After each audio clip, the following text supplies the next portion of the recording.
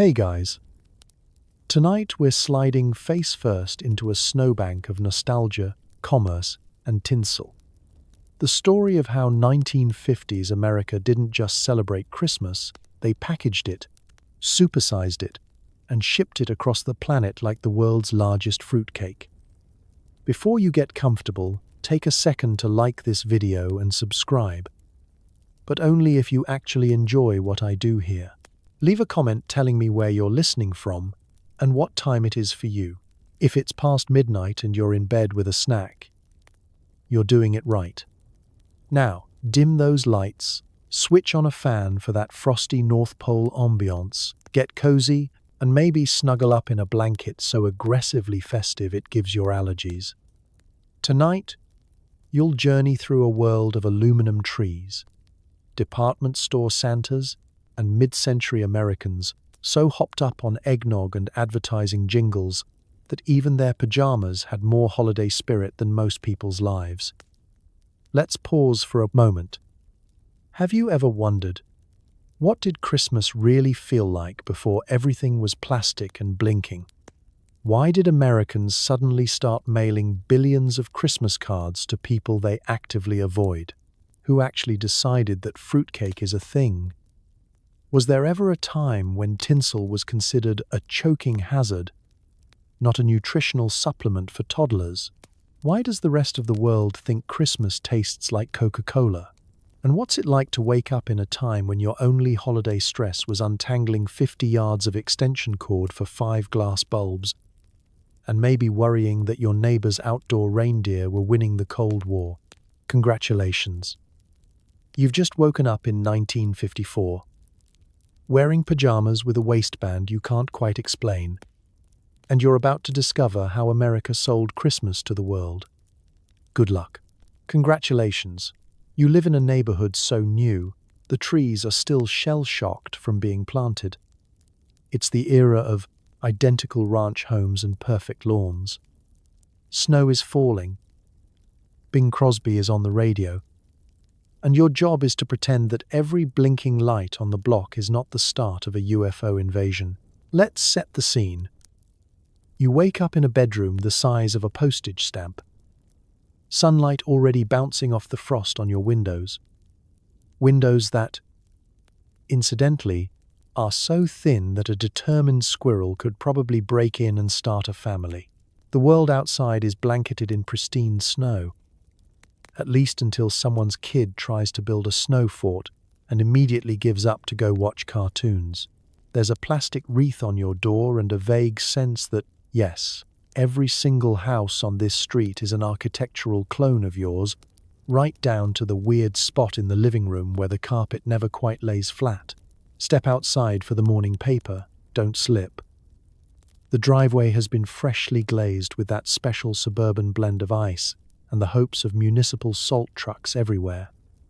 Your neighbor, Mr. Jenkins, is already out in his robe, nervously checking to see if his new string of imported Italian lights outshines the competition. There's an unspoken suburban arms race happening here, one where peace on earth is interpreted as victory through maximum illumination. The result: a block that glows so brightly it could probably be seen from space, or at least from the next county. You hear it before you see it. The cheerful clatter of aluminum garbage cans and the faint, unmistakable sound of Christmas music blasting from a portable transistor radio. Bing Crosby croons White Christmas with all the gentle menace of a man who knows you have exactly 6 days left to buy gifts and you haven't started yet. It's a soundtrack you'll hear everywhere.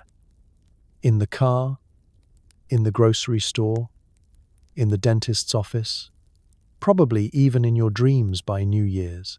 Inside, the scent of percolating coffee mixes with the plastic and pine aroma of your brand new fire-retardant artificial tree. The tree is decorated with glass ornaments that could shatter if you so much as look at them funny. There's tinsel. So much tinsel. Tinsel in your socks. Tinsel in the cat. Tinsel migrating, as if by magic, to your lunch. You get the sense that tinsel is less a decoration and more an invasive species. The only thing more persistent is the smell of whatever mystery casserole is slowly solidifying in your neighbor's kitchen next door. The living room is a shrine to comfort and conformity. You've got a kidney-shaped coffee table, a TV the size of a Buick, and an ashtray on every surface, because nothing says Christmas in the 50s like smoking indoors with the windows shut tight. In the corner, the family Christmas card list has reached alarming proportions.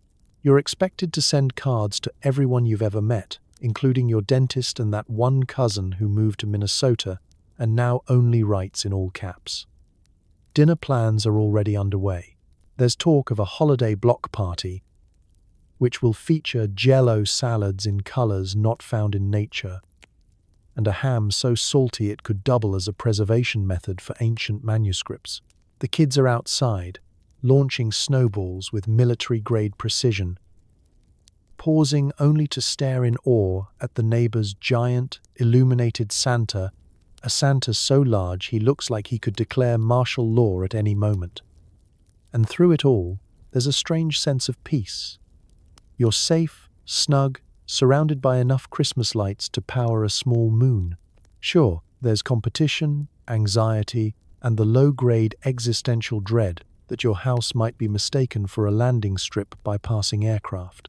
But in this glowing, caffeinated, Bing Crosby soundtracked suburbia, you're living the dream, one blinking bulb at a time.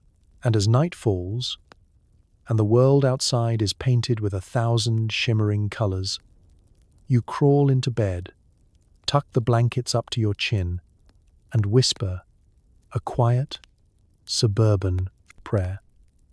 Please let the lights stay on until morning, and please let my neighbor's inflatable reindeer deflate with dignity this year.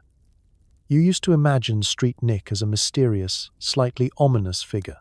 Now, thanks to Madison Avenue, he's everywhere, on billboards, in malls, at the bank, and occasionally your living room if you leave the door unlocked. Let's be honest. Santa has undergone a serious brand refresh. Once upon a time, he was a shadowy character lurking at the edge of folklore, part gift giver, part home invader, part cautionary tale to keep kids in line. But this is 1950s America. And now he's been upgraded, rebranded, and mass-produced. The result? A Santa so friendly, so hygienic, so plump and twinkly-eyed, he looks less like he's judging your life choices and more like he's about to offer you a second helping of Jell-O salad. Your first sighting of Santa each year is no longer a matter of mystical timing, it's strategic. He appears in department stores the moment Halloween is legally dead, perched on a throne that looks suspiciously like it was repurposed from a window display. His beard is fluffy, his suit is impossibly red, thanks in no small part to the Coca-Cola Company, which apparently owns the color red and possibly the North Pole itself. There are elves, or at least local teenagers in pointed hats, herding children through velvet ropes with the kind of crowd control you'd expect at a rock concert. If you're under 7, it's magic. If you're a parent, it's 3 hours of your life you'll never get back, and a blurry Polaroid of your child screaming on Santa's lap to remember it by. Santa has become the face of Christmas commerce. He's not just in malls. He's on cereal boxes, in car commercials, and endorsing everything from electric razors to vacuum cleaners. If it can be gift-wrapped, Santa has probably smiled next to it in a full-page magazine ad. Need a new savings account? Your local bank has a Santa on retainer, ready to hand you a peppermint while you refinance your mortgage. Forget naughty or nice. The real list is who's paying Santa's appearance fee this season. But it's not just corporate America cashing in. Your local community wants a piece of the North Pole too. School Christmas pageants now require a Santa cameo, played by whichever gym teacher can endure a pillow-stuffed costume, and the persistent smell of fake beard glue. The fire department? Santa arrives on the back of a shiny red truck, tossing candy canes at speeds that should probably be regulated by the FAA. Your neighborhood parade? You'd better believe there's a Santa on every float, waving at crowds with the kind of manic energy that only comes from knowing you're contractually obligated to be merry for 8 consecutive hours. At home, Santa is everywhere. He's on your pajamas. He's on your cookie tin. He's the subject of every Christmas special on television, each version slightly different, but all with that patented jolliness turned up to 11. Even the dog is wearing a Santa hat, and he hates it. There's a Santa figurine lurking on every surface, each one grinning with a silent message. Consume, decorate, repeat. For kids, this new Santa is less a myth and more a seasonal co-worker. Letters must be written, lists compiled, cookies baked. Surveillance is implied. Santa sees you when you're sleeping, and apparently so does the neighbor's inflatable lawn Santa. Glowing eerily through the curtains at 3 a.m. The pressure is on. Be good, smile for photos, don't cry on the man in the suit, and maybe, just maybe, you'll get that cap gun, hula hoop, or disturbingly lifelike baby doll you saw on TV. But for adults, there's a certain nostalgia in this, over-the-top jolliness. Maybe you remember a time when Santa was a rumor, a hope, a whispered promise. Now he's a mascot, a corporate juggernaut, a seasonal force of nature, but also, somehow, a comfort. Because underneath all the gloss and marketing, he's still the old street, miraculously everywhere at once, mysteriously able to survive on a diet of cookies, and always bringing just a little more light and noise to the darkest nights of winter.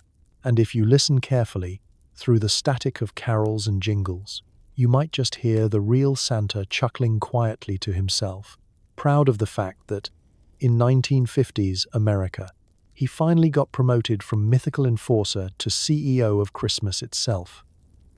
Walking into a 1950s department store at Christmas is like being mugged by glitter and capitalism at the same time. There are window displays so elaborate they should count as Olympic events. And somewhere in the back, a Santa sweating in a polyester beard is quietly reassessing his life choices. You pause outside the big glass windows, nose practically pressed against the glass, fogging up the edges like a kid. Because everyone's a kid at Christmas, especially when confronted by animatronic elves hammering away in an infinite loop. Some are missing fingers. One has developed a facial tic. You marvel at a mechanical reindeer that spent the past 3 weeks blinking out "Help me" in Morse code. It's the kind of spectacle that makes you believe in magic, or at least in overtime pay for window dressers. Inside, the air is thick with anticipation, perfume samples, and whatever mystical substance they used to wax the linoleum floors. Every sense is assaulted at once. The music is loud. So loud, you suspect it's actually a psychological test. And it's always silver bells. Always. The lights are so bright you briefly consider sunglasses. And you have the sneaking suspicion that if you touch anything, a store detective in a reindeer tie will appear to assist you. It's a holiday jungle. You navigate a crowd made up of mothers in heavy wool coats, kids hopped up on candy canes, and grown men in fedoras desperately searching for anything that might pass as a thoughtful gift for someone they barely know. You can practically feel the static electricity building with every synthetic coat brushing past yours. Every few steps, a stranger's child nearly takes you out with a flying model airplane, and someone's grandmother is aggressively blocking the escalator while debating the merits of 2 nearly identical nutcrackers. Every department is a different biome. The toy section is a riot of color and noise, with plastic robots, tin trains, and dolls that open and close their eyes in ways that feel more threatening than festive. If you listen closely, You can hear the subtle background hum of desperate salespeople reciting the features of every item in the store. It walks, it talks. It requires 4D batteries and possibly a minor electrical degree. The gift wrap counter has a line so long it could double as a conga line at the office Christmas party. You stand in it, cradling a precariously balanced stack of gifts. As the clock ticks toward closing, you consider, just for a moment, wrapping everything in newspaper and calling it vintage. But then you remember, this is 1950s America, and image is everything. You will wait. You will get that crisp, shiny paper and that perfect bow. You will lose circulation in your fingers before you settle for anything less. Around the corner, the cosmetics counter glitters with the promise of beauty and subtle family tension. Buy Mom perfume, and she'll wonder what you're trying to cover up. Buy Aunt Mildred, another powder compact, and she'll start to suspect you think she's secretly a ghost. Even the appliances are festive. The blender comes in holiday red. The toaster is gift wrapped at the factory. You are expected to buy small kitchen gadgets for everyone you know, because nothing says I love you like a brand new electric can opener, right? And then there's the pièce de résistance, Santa's village. You follow the sugar-fueled screams of children to the back of the store, where a red and green wonderland has been constructed out of plywood, hope, and possibly asbestos. There's fake snow everywhere. On the ground, on the elves, in your shoes. You stand in line, rehearsing the story you'll tell about why your child looks mildly traumatized in the photo. It's tradition. As you finally emerge, dazed and slightly glittery, the world outside feels a little dimmer, a little less magical, but also, maybe, a little more peaceful. You've survived the great department store Christmas rush, secured the perfect gifts, and maybe, just maybe, caught a glimpse of that elusive holiday spirit, hiding somewhere between the escalator and the clearance bin. Forget real trees. In 1955, America asked, why have nature when you can have an aluminum sculpture and a rotating color wheel that makes your living room look like a disco for elves? Let's set the scene. It's December. You're standing in your living room, contemplating a tree so shiny it looks like it could pick up local radio signals. Gone are the days of pine needles crunching underfoot, or your dad swearing under his breath as he tries to wedge a 9-foot fir through a 3-foot doorway. Instead, you have an aluminum wonder, a tree so futuristic that even the Jetsons would feel underdressed standing next to it. Assembling the tree is a family event. You carefully pull out each sparkling, slightly menacing branch from its cardboard sarcophagus, trying not to cut yourself or accidentally blind a relative. Each branch fits into its own color-coded hole, like a radioactive game of pickup sticks. By the time you're done, your living room is bathed in a silvery glow, and everyone has at least one mystery scratch. Nobody's exactly sure if the tree is safe to touch. But it's 1955. Safety hasn't been invented yet. Now comes the real star of the show, the color wheel. Forget strings of lights. Forget candles or the dangerous practice of tying sparklers to branches. You wheel out a contraption that looks like something Wile E. Coyote would use to catch a roadrunner. A rotating plastic disc divided into 4 bold colors: red, blue, green, and yellow. Switch it on and let the magic happen. The color wheel spins, bathing your metallic tree in a slow psychedelic parade of hues. Within minutes, your home transforms into a swirling, groovy nightclub, except instead of Frank Sinatra, you've got Uncle Earl snoring on the couch. It's mesmerizing and just a little bit suspicious. The tree shimmers. The walls pulse with shifting color. The family dog sits in the corner, staring at the spectacle with the grim concentration of someone trying to decode an alien language.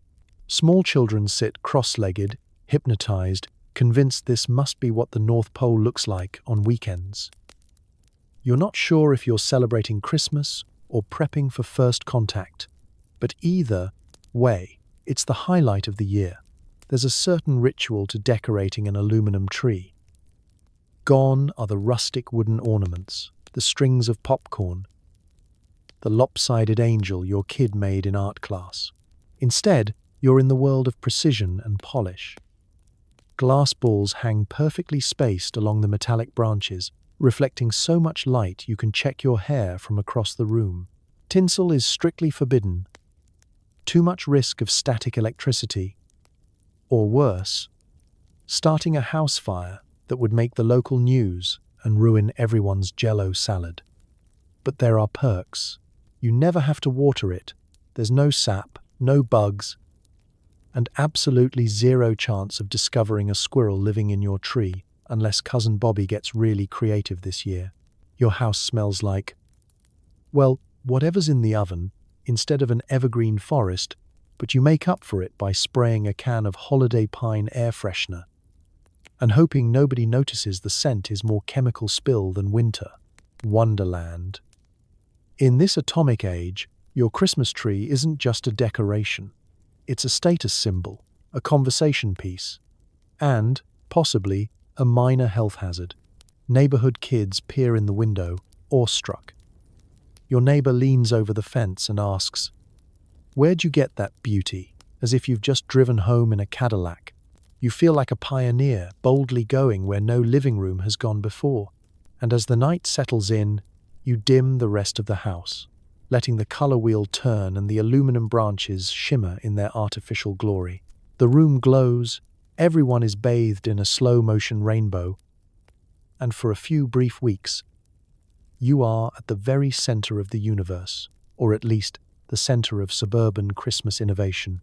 If this is the future, you think, maybe it isn't so bad, at least until it's time to pack it all away, and you discover that every branch is now charged with enough static electricity to power Cleveland. But that's a problem for January. For now, just bask in the atomic glow. The 1950s mailman is basically Santa with shin splints. Every day brings a new avalanche of Sears catalogs, promising you can buy happiness for $4.95 plus shipping. Let's be honest, the true spirit of Christmas in the atomic age doesn't live at the North Pole. It lives in a stack of glossy, dog-eared catalogs teetering on the end table. There's the Sears Wish Book, of course, but also Montgomery Ward, J.C. Penney, Spiegel, and any number of minor catalogs that seem to multiply in the night. You don't shop in a store. You shop in your pajamas, flipping through endless pages while the kids circle everything in red crayon until it looks like a ransom note for your wallet. It's a tactile experience. The paper is thick, the colors are almost painfully vibrant, and the printing smells faintly of hope and industrial ink. The whole family gathers in the living room, each member hunched over their own section, squinting at tiny product codes and debating the relative merits of a 7-piece aluminum cookware set versus a set of matching towel monograms. No one knows what a monogram actually does, but it's in the catalog, so it must be important. Placing an order is a ritual, part logistics, part faith healing. You fill out an order form in careful block letters, double-check the item numbers, then triple-check, because last year you accidentally ordered a size 8 boot for Uncle Harold, who wears a 12 and still hasn't forgiven you. You enclose a money order or a carefully counted stack of bills, address the envelope with a flourish, and march it out to the mailbox. Then the waiting begins. Weeks pass. Children stare down the mailman with the intensity of tiny loan sharks. Grown-ups make daily pronouncements. Any day now. The anticipation is half the fun, unless the package gets delayed. in which case the fun becomes a family sport called Who Lost the Receipt. The mailman's workload doubles overnight. Every porch is booby-trapped with cardboard boxes and mysterious bundles wrapped in brown paper and twine. Some are the size of a shoebox, some are suspiciously large, and all are stamped with warnings that may as well read, "Do not open until Christmas or else." In the snow, mailmen march from door to door, weighed down by other people's Christmas dreams and the creeping realization that someone, somewhere, ordered a bowling ball and forgot to warn the recipient. Inside, gifts accumulate in closets, under beds, and in the mysterious gift drawer where socks go to become last-minute presents. There's a code of secrecy. Kids are forbidden to touch, shake, or even look at the packages. Parents master the art of casual deceit. That's just a new toaster for Grandma. It's not. It's the chemistry set you'll use to create small kitchen fires until Easter. Catalogue shopping promises modernity, abundance, and an escape from the horrors of the parking lot. You can buy anything. Trains, dolls, perfumes, radios, pajamas with feet, actual feet for mannequins but still, and a 7-foot inflatable snowman that, once delivered, will terrify the local wildlife until March. The promise is simple. For a small fee, you can have the future delivered straight to your door. No questions asked. Of course, sometimes the reality is less thrilling than the promise. The robe is a little scratchier than it looked in the photo. The toy train needs batteries that require a physics degree to install. The life-sized teddy bear is only life-sized if you're a squirrel. Still, it's all part of the adventure. And no one can deny the joy of that first glorious rip of brown paper on Christmas morning. In the end, mail order mania is about faith. Faith in catalogues, in the post office, in the magic of commerce and cardboard. As the snow falls outside, and you clutch your latest catalogue, circling and dreaming and maybe believing just a little bit in miracles, you realize the real gift is knowing you can buy a bread box at 3 a.m. and that somewhere a tired mailman is making sure it gets to you by Christmas Eve. Gift giving used to be simple. Now, you're expected to buy everyone you know something that perfectly reflects their soul, or at least their sock size. The anxiety is enough to make you nostalgic for coal. Let's talk about pressure. Once upon a time, a nice orange in the toe of a stocking or a new pair of mittens would do the trick. In the post-war 1950s, that's basically social exile. The stakes are higher now, thanks to the magic of television, catalogues, and what scientists call keeping up with the Joneses. You live in a world where your mother-in-law expects not just a gift, but a thoughtful gesture. The neighbor's kid expects a robot that walks, talks, and possibly reports communist sympathies. Even your dentist might be offended if you don't drop off a box of chocolate-covered regrets. The quest for the Dementor's perfect gift begins innocently enough. Maybe you make a list. Maybe you have a little hope in your heart. That hope lasts roughly 10 minutes. About as long as it takes to realize nobody in your family has any actual hobbies. And if they do, they're the expensive kind. You pace the aisles of the local 5 and dime, clutching a half-filled basket and a 1,000-yard stare. Everything blurs together. Is Dad more of a tie with novelty reindeer guy? Or shaving kit, shaped like a rocket? Should you risk another fruitcake? Or is that just asking for a future grudge? You start to second-guess yourself. Last year, you bought Aunt Ruth a hand mixer. She claimed to love it. But you're haunted by the way, she said. Oh, how practical. This year, the stakes are higher. You're not just shopping for a present. You're curating an experience. Every commercial on TV insists that your family's happiness depends on the right brand of perfume, the latest model of toy train, or a meat slicer. So powerful it could double as a defensive weapon in case of burglary. It's a minefield. You wander into a department store, hoping inspiration will strike. Instead, you're ambushed by 3 different salespeople, each wielding a bottle of cologne like a weaponized mist. A Christmas carol plays on an endless loop, and the lights are so bright that you start to hallucinate advice from the ghost of Christmas shopping past. Just get socks and tell them it's tradition. The pressure builds. Somewhere between the world's most comfortable slippers and electric blanket, extra shocking, you lose all sense of reason. You find yourself seriously considering a subscription to Canned Ham of the Month, or a lamp shaped like a pineapple. You buy 2, just in case. You realize you've been holding a box of monogrammed napkin rings for 15 minutes, and you don't know anyone who uses napkin rings, let alone has the kind of lifestyle where a napkin needs to be monogrammed. And then, of course, there's the wrapping. In the 1950s, wrapping paper is a competitive sport. It must sparkle, it must shimmer, it must require enough tape to keep a medium-sized animal securely fastened for travel. You cut, you fold, you tape, you try not to swear in front of the children. The result is either a work of art or a crumpled ball of paper. So tragic it needs to be hidden at the back of the tree. You compare your pile of gifts to the commercials on TV. Why don't your boxes look that square? Why does your ribbon always twist in that one deeply insulting way? Why does Uncle Jerry still claim you forgot him in 1949?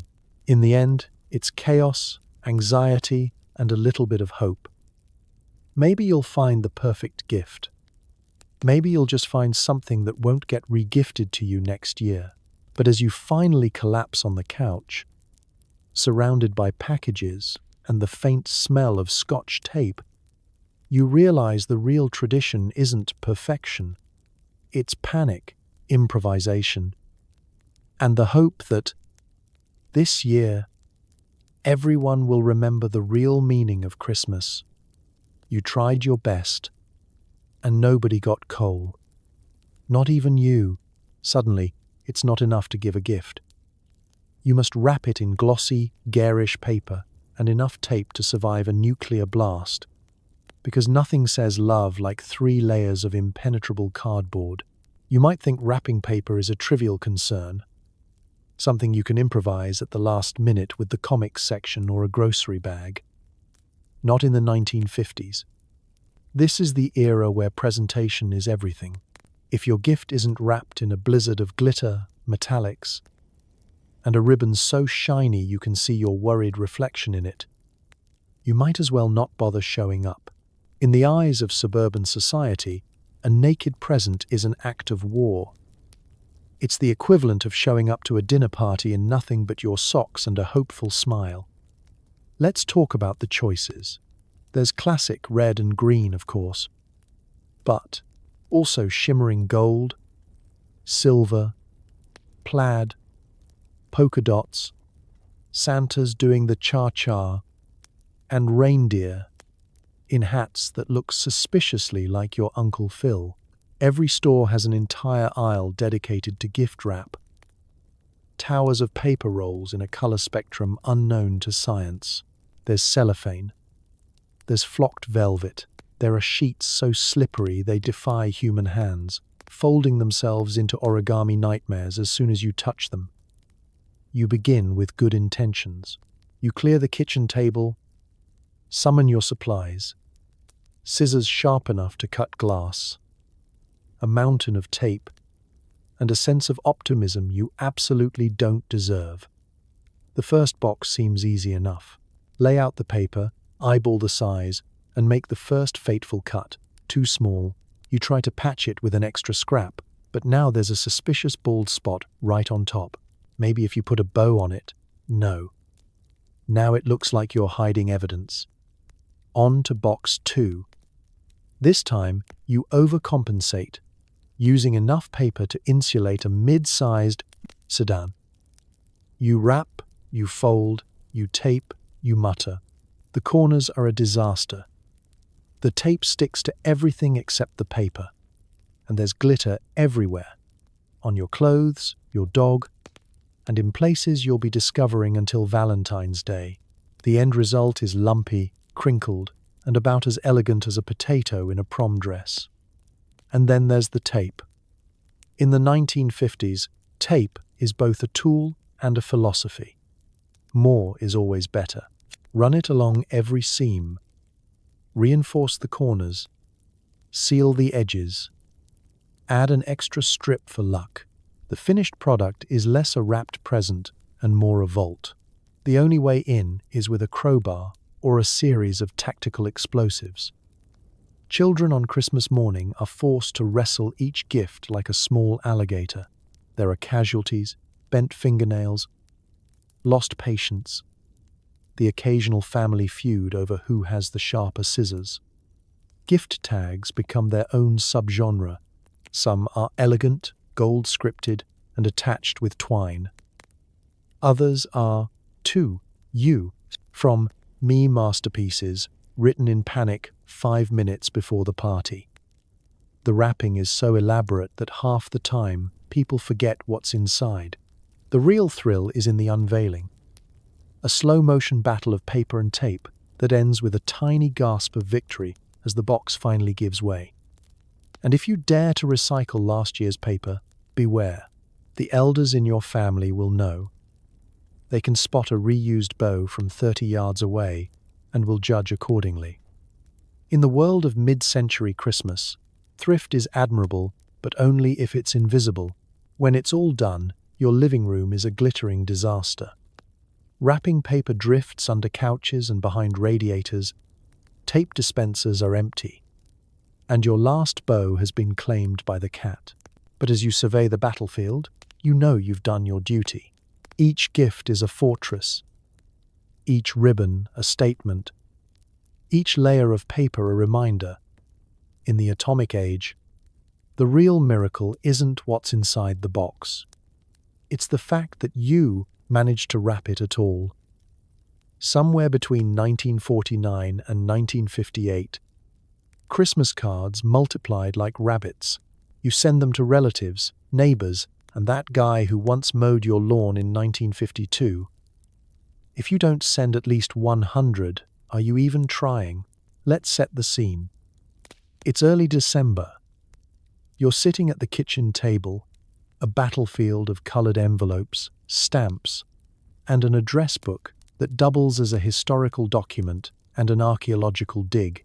Names you barely recognize appear in your best handwriting, Mrs.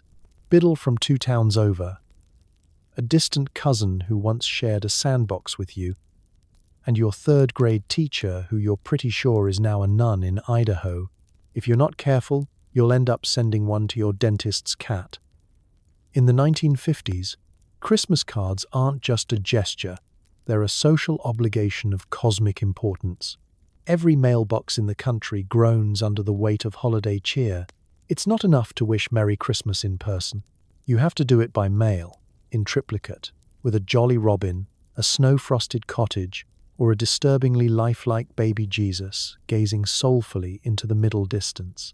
Bonus points if there's glitter, foil, or a miniature wreath glued onto the card so securely it will shed needles in your sock drawer until June. There's a certain pageantry to the whole process. You choose your cards with care, weighing the merits of traditional snowy landscape versus winking cartoon Santa. You debate whether you're the kind of family that sends out a photo card, matching sweaters, awkward smiles, everyone blinking in unison.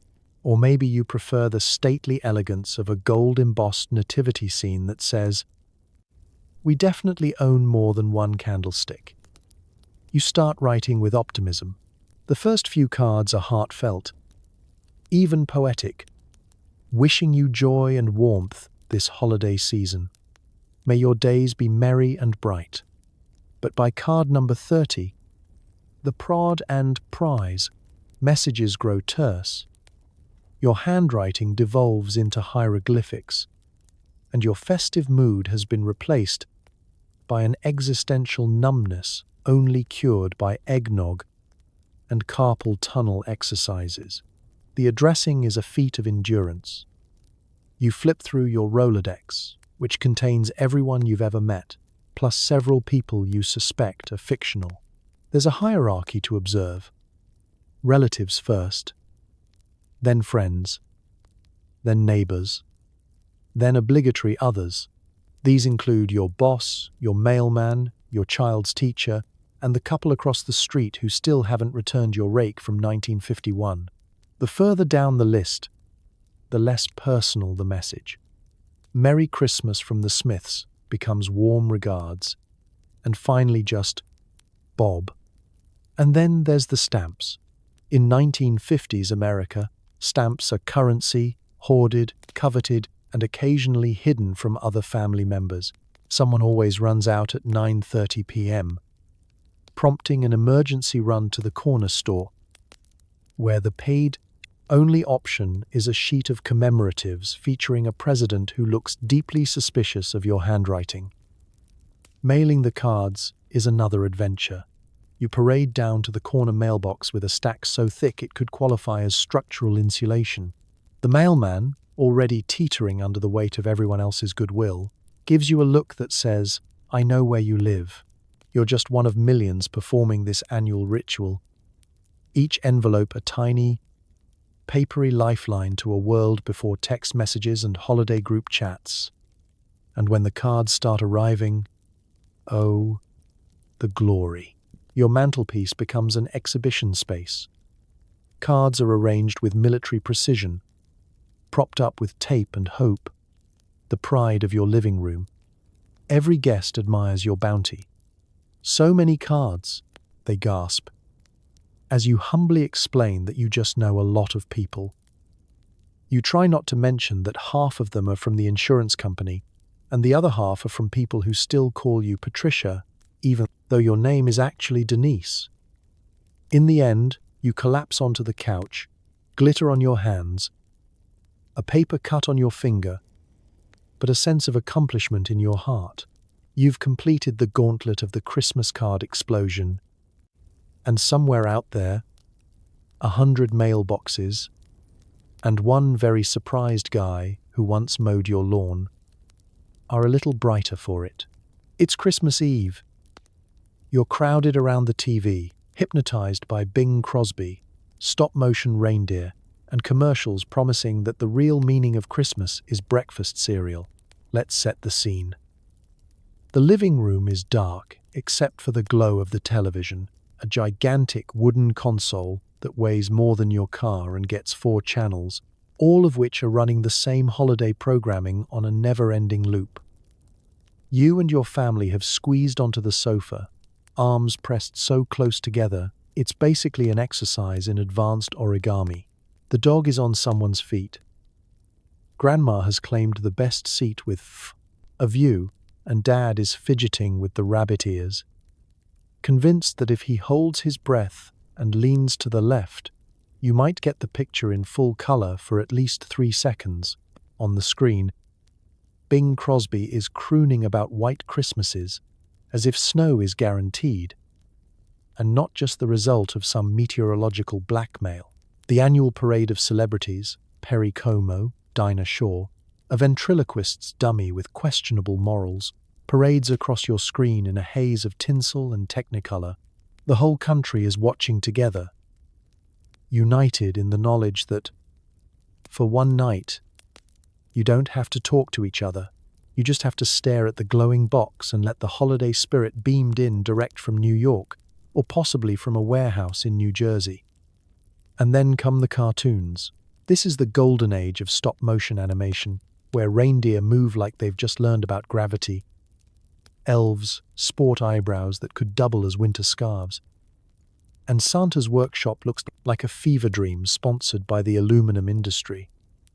There's something reassuring about the mechanical waddle of Rudolph, something deeply uncanny about dolls that blink independently of their heads, and something you suspect will haunt you into adulthood about the island of misfit toys.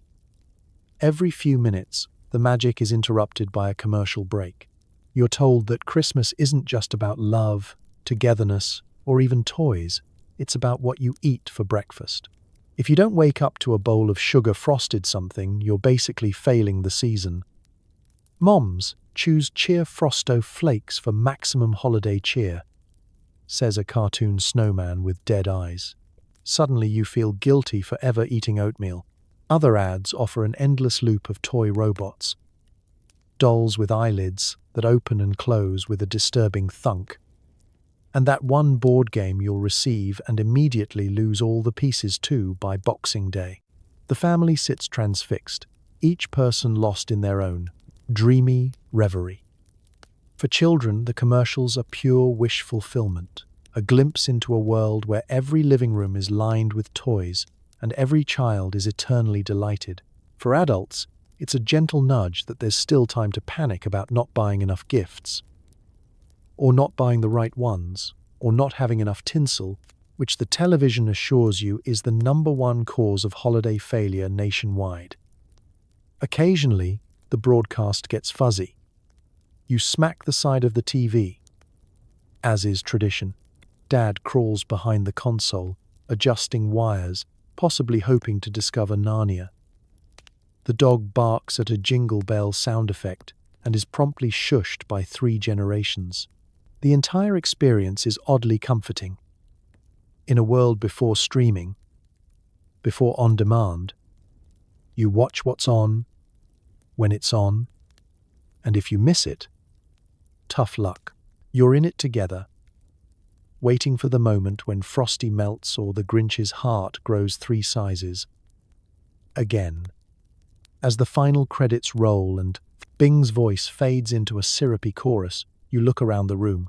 There's a pile of popcorn, a mountain of wrapping paper waiting for tomorrow, and a strange sense of satisfaction that only comes from doing absolutely nothing together.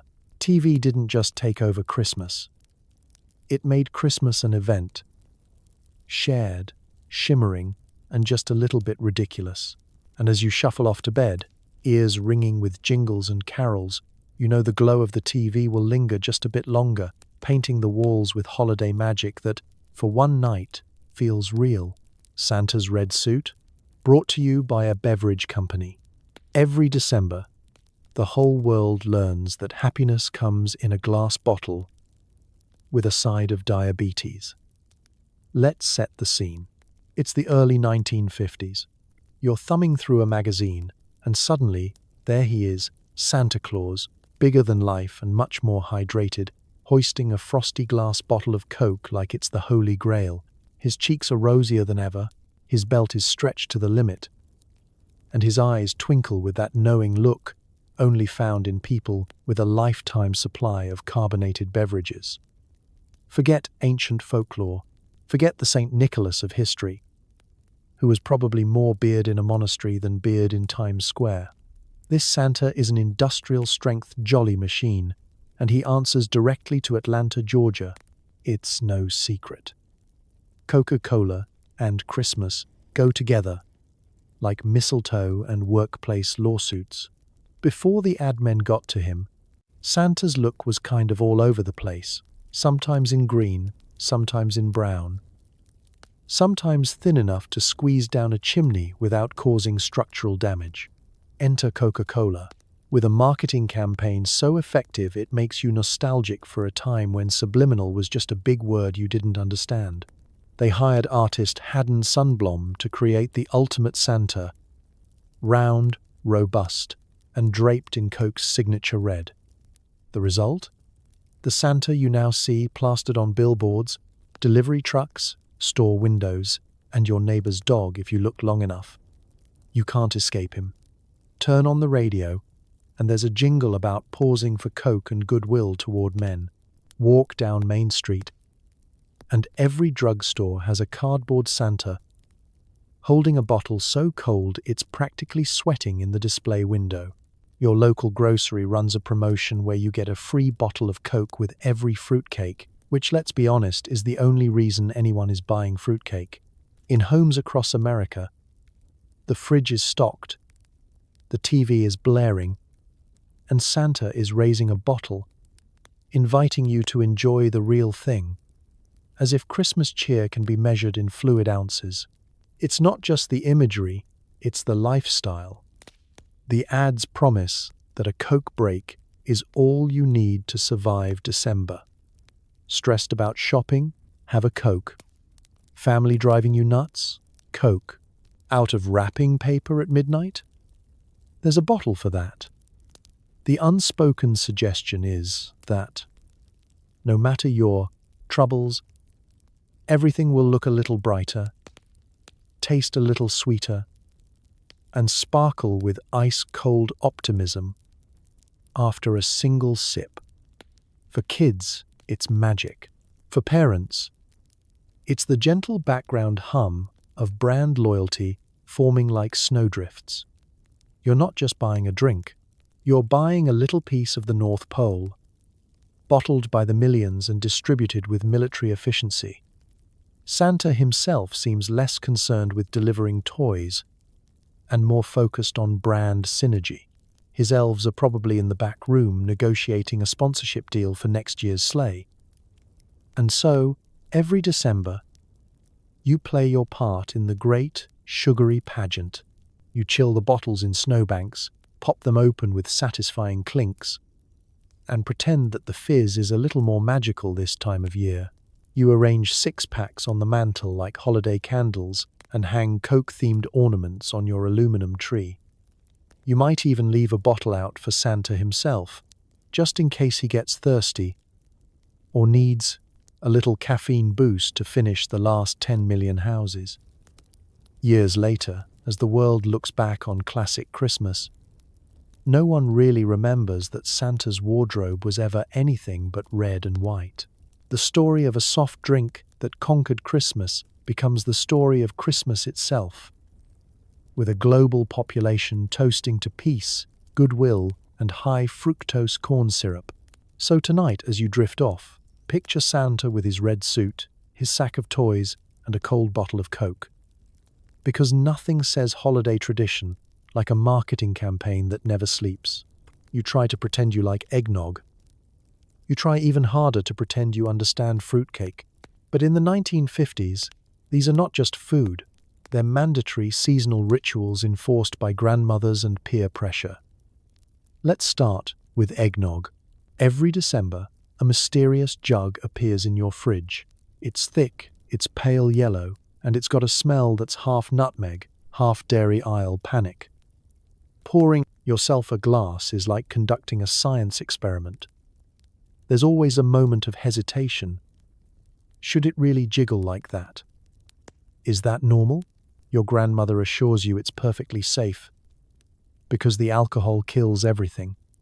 This, in 1950s logic, is the only medical advice you need.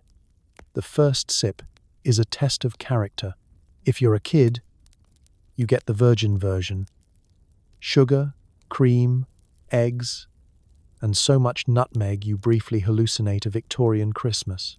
If you're an adult, the recipe calls for enough bourbon or rum to make you forget you ever had taste buds. Either way, you pretend it's delicious while secretly wondering if anyone has ever finished a whole glass. Guests stand around, mugs sweating in their hands, making polite noises, so festive, while the family dog circles the room, hoping someone will drop a splash on the carpet so he can investigate. But then comes fruitcake, the real test of your holiday spirit. Fruitcake is less of a dessert and more of a challenge issued by history. No one remembers when the first fruitcake was made, but by the 1950s, it's everywhere, wrapped in waxed paper, loaded with enough candied fruit to power a small jet engine, and heavy enough to be classified as a blunt weapon in most states. You receive one from a distant aunt every year. No matter how much you re-gift, more appear. It's the only food known to science that is both edible and completely impervious to time. Serving fruitcake is a family event. Someone hacks into it with a knife meant for home defense, and a sticky wedge emerges, studded with glistening bits of red and green mystery fruit. Your father insists that it improves with age. which is probably true for cheese, but feels like a thin excuse here. You nibble a piece with the solemnity of a religious ritual, chewing carefully so you don't crack a filling on a hidden nut or whatever industrial material is holding it all together. There's a hierarchy of reactions. Some brave souls claim to love it, insisting that the secret is soaking it in brandy, as if alcohol is the solution to all of life's disappointments. Others opt for the tactical avoidance strategy, moving it around their plate, offering it to the family pet, or quietly placing it behind the radiator, where it will outlast the Cold War. Still, fruitcake persists, the culinary equivalent of nuclear fallout. You can't get rid of it, and it's probably glowing in the dark. Meanwhile, the table is groaning under the weight of other seasonal offerings. Gelatin salads trembling in their molds, gingerbread men with slightly deranged expressions, and bowls of hard candy that have fused into geological formations. Yet nothing inspires more argument than the eggnog versus fruitcake debate. Each generation has its champion. Great-Aunt Mabel, clutching her mug of nog, delivers a speech about tradition. Uncle Howard, polishing off a third slice of fruitcake, insists it's an acquired taste, like jazz or licorice or running a marathon. But here's the secret. Nobody wants to be the first to break the chain. If you admit you hate eggnog, you risk exile from the family photo. If you throw out the fruitcake, your grandmother will somehow know, no matter how many zip codes away she lives. So you endure. You sip, you chew, you smile bravely for the camera as another gelatinous bite goes down. And later, as you lie in bed, stomach swirling with nutmeg and candied citron, you realize that this annual battle for edible supremacy is what the holidays are really about. Endurance, nostalgia, and the unbreakable law that, in 1950s America, you never say no to grandma. Not when she's watching. Not even to fruitcake. You hang ornaments that look less like holly and more like Sputnik. Your tree topper is pointier than your neighbor's car. This is progress. Let's set the scene. It's the 1950s, and you're living in the golden age of American optimism, where every living room is a showroom, and every Christmas tree is a test launch. This year's holiday decor isn't about tradition, it's about trajectory. Gone are the days of popcorn garlands and homespun angels with crooked yarn hair. Now, it's all about angles, alloys, and the subtle suggestion that you are prepared to blast off to Jupiter at a moment's notice. You open the big cardboard box labeled Christmas, fragile-ish, and inside is a dazzling collection of glass and chrome. The ornaments are daring. Some are teardrop-shaped.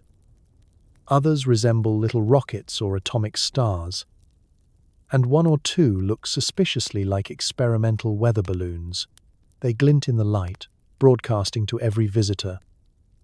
We have seen the future, and it is fabulous and slightly radioactive. Decorating is a family affair, but now it feels more like prepping a lunar module.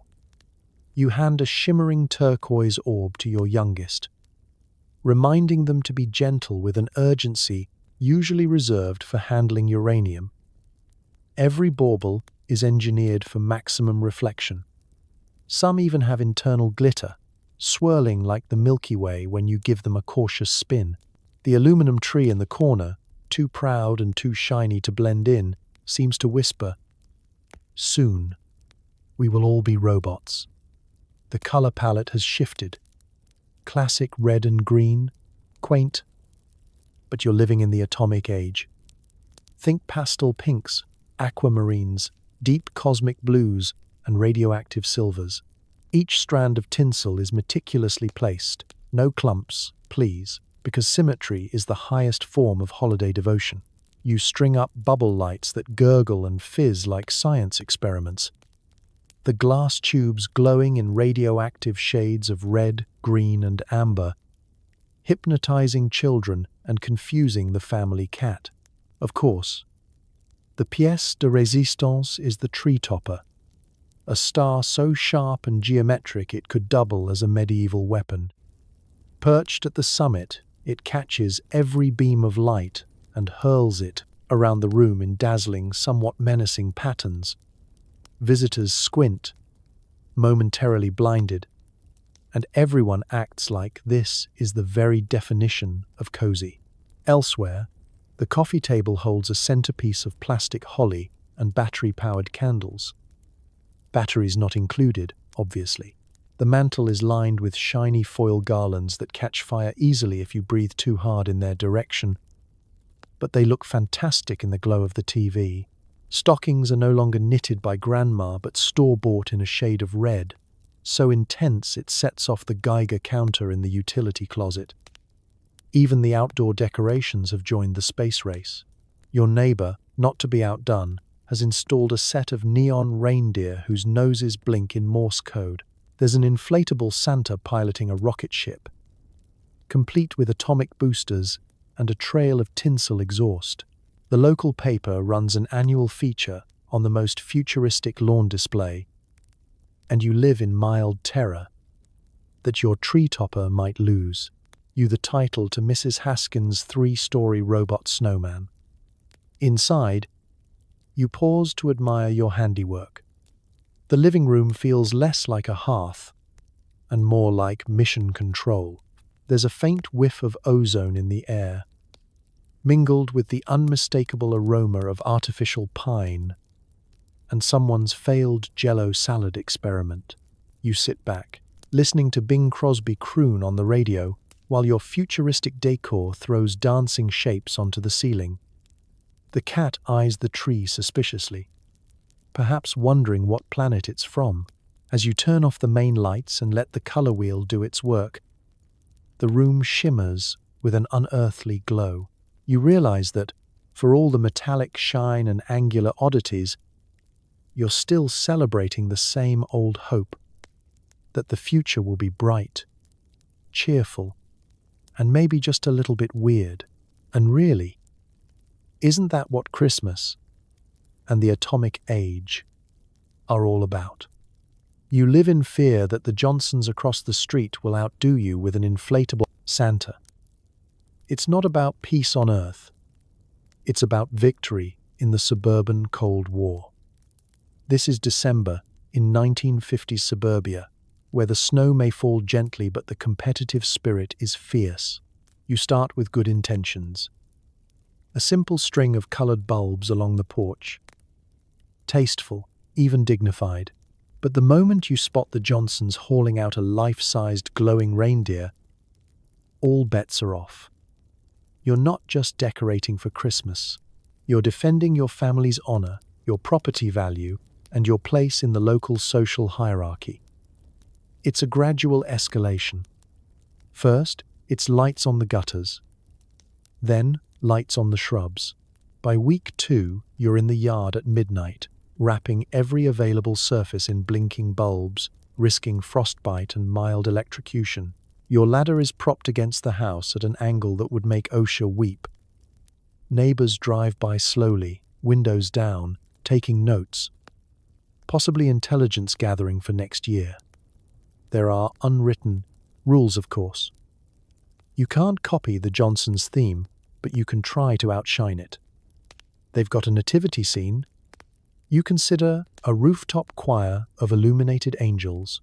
They install a giant candy cane archway. You start pricing out mechanical elves on the black market. In the 1950s, there's no online shopping, just hardware stores, mail-order catalogs, and whatever you can borrow from your brother-in-law's garage. Every house has its strategy. The Coopers, 2 doors down, go for quantity over quality, stringing so many lights their yard glows like a radioactive marshmallow. The Petersons are minimalists, claiming less is more, but you know that's code for we lost the box with our decorations again. And then there's Old Man Riggs, who hasn't put up a single bulb since the war but leaves his porch light on all night out of spite. By the third week of December, your electric meter is spinning so fast you can hear it whine. You suspect the power company holds a silent vigil in your honor. Your children's job is to untangle knots of light strings while you mumble about next year will get organized. Your spouse is in charge of preventing you from attempting any more roofline acrobatics. But even they can't stop you from building a snowman with light-up eyes and an unsettlingly perfect mustache. And let's not forget the newest frontier, inflatable decorations. Suddenly, yards across the country are filled with giant plastic Santas, reindeer, and snow globes, all powered by fans that sound like small aircraft taking off at 2 a.m. You develop strong opinions about inflatable penguins, mainly that you will never forgive the Johnsons for being first. Judgment is swift and merciless. Kids vote with their feet, flocking to whichever house has the best lights and free candy canes. Adults critique your work in whispers at the mailbox. The local paper runs a best block contest, and the competition is so cutthroat that Mrs. Bell from down the street files a formal protest over a suspected use of off-season Easter lights. But it's not all stress. There's real joy, too. The night before Christmas, you stand outside, bundled in layers, cheeks tingling from the cold and the adrenaline of seasonal warfare. The snow glows in the reflected lights, colors twinkling in every icy patch. Neighbors who barely wave in July now linger, trading jokes, sharing cocoa, admiring the handiwork. For a few hours, the competition softens. You realize you've created something together, a glowing, buzzing, slightly ridiculous winter wonderland. And as you finally unplug the last string, fingers numb but heart strangely warm, you look across the street and see the Johnsons waving. You nod, truce declared. Until next year. In suburbia, peace on earth is negotiable, but victory in the light wars is forever. Lawn decorations are getting more elaborate. Is that a snowman? Or is your neighbor building a weatherproof decoy in case of Soviet attack? Let's wander through the suburban tundra of 1950s America, where every front yard is a canvas and every homeowner a visionary. It starts innocently enough, a plastic reindeer grazing demurely on a blanket of snow, maybe a jolly snowman waving by the mailbox. But soon the neighborhood is transformed. Every lawn becomes a battleground of creativity, ambition, and, let's face it, unspoken psychological warfare. First come the reindeer, molded from plastic so sturdy it will outlast the house itself.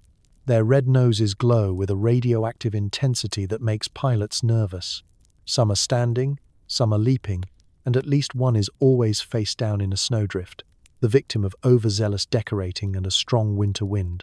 You dutifully prop it back up, telling yourself that next year you'll stake it down with something stronger than leftover turkey skewers.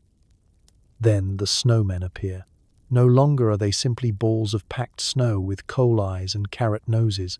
Now they come pre-assembled with painted smiles, silk scarves, and suspiciously perky top hats that don't move even in a blizzard. Some have light-up bellies, others have internal wiring and a program to play jingle bells at random intervals, usually at 3 in the morning, terrifying raccoons and postmen alike. The true arms race, though, is in the specialty items. There are sleighs carved out of plywood, painted fire truck red, and varnished to a high shine. Life-size plastic Santas perch precariously on rooftops, gripping their sacks with white-knuckled determination. And then there's your neighbor's pièce de résistance, a 12-foot inflatable polar bear wearing a bow tie, gazing serenely toward the east, as if on constant lookout for an approaching parade or the Red Army. In the shadow of the Cold War, every decoration feels slightly like a decoy. Is that nativity scene in the clerk's yard? Or a cleverly disguised listening post? No one knows, and no one asks. All that matters is that your home projects seasonal joy and divided by or mild paranoia to anyone driving by. The kids on the block assign secret agent names to the snowmen and hold clandestine meetings in the shadow of the plastic penguins. Somewhere, a plastic wise man has lost his head for the third time this week, and rumors swirl that it's the work of the Johnson's dog or a covert Christmas operation. At night, the neighborhood comes alive. The reindeer glow with a fervor that could guide lost aircraft to safety. Frosty waves silently in the breeze, his smile fixed and a little too knowing. Every window displays a holiday tableau. Candle-lit silhouettes, blinking elves, and paper snowflakes stuck up with enough tape to secure a bank vault. Even the mailbox is wrapped in tinsel and plastic holly, guarded by a snowman who seems to dare the postman to deliver bills instead of cards. You marvel at the spectacle, knowing full well that these decorations will be here until March, no matter how many January thaws or late-season blizzards sweep through.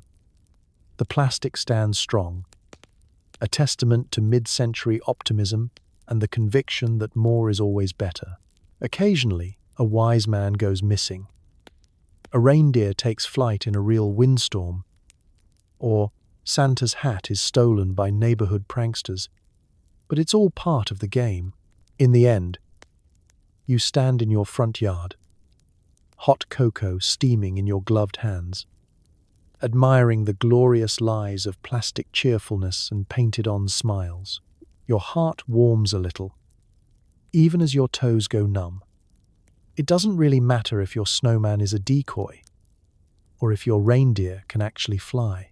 What matters is that, for a few magical weeks, the whole neighborhood comes together under a parade of blinking plastic joy to keep the darkness at bay. And if anyone asks about the inflatable bear, you simply wink and say, Cold War strategy, then wave at your neighbor who's installing a weatherproof snow angel on the roof. You try to buy educational toys, but your kids just want whatever is advertised between cartoons and cigarettes. Welcome to the world of atomic robots and plastic everything. It's 1950-something, and you're armed with a crisp $10 bill, a Sears catalog, and a mild sense of panic. The holiday mission? Secure the perfect toy, one that will transform your child into a Nobel laureate, or at the very least, buy you 10 minutes of peace before dinner. The department store toy aisle is a dazzling gauntlet of possibility.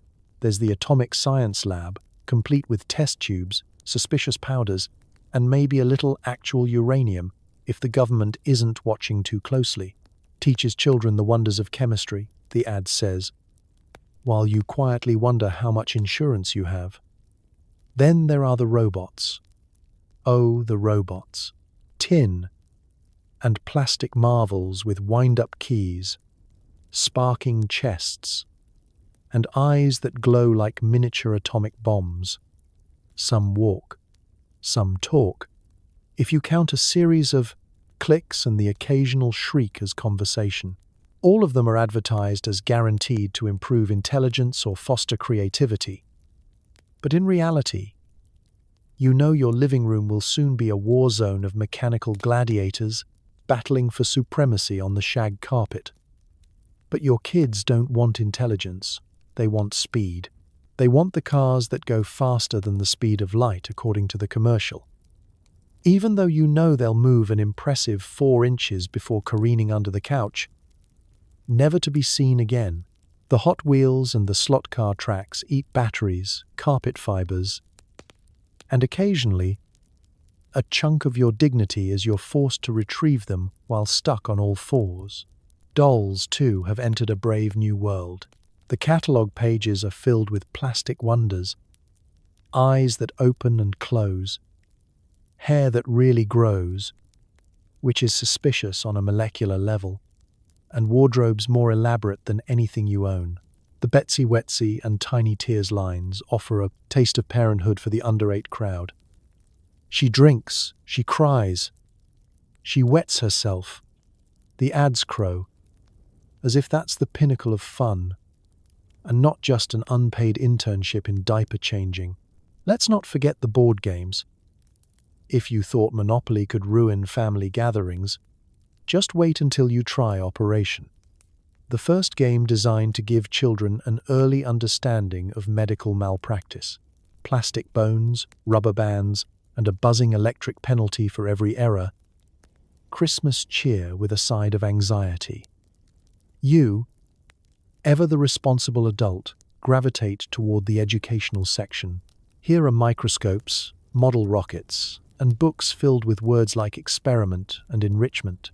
You dream, briefly, of a household where children quietly construct model bridges, solve equations, and utter phrases like, "Thank you, Mother, for stimulating my intellectual development." Instead, they're glued to the TV, absorbing jingles, watching animated spokes animals sell the latest in noise-making, flashing, plastic wonders. And just when you think you've made your choice, a voice comes over the store loudspeaker. "Parents, don't forget to check out our exclusive, battery-powered, self-propelling, musical toy parade, guaranteed to drive everyone in your home insane by New Year's."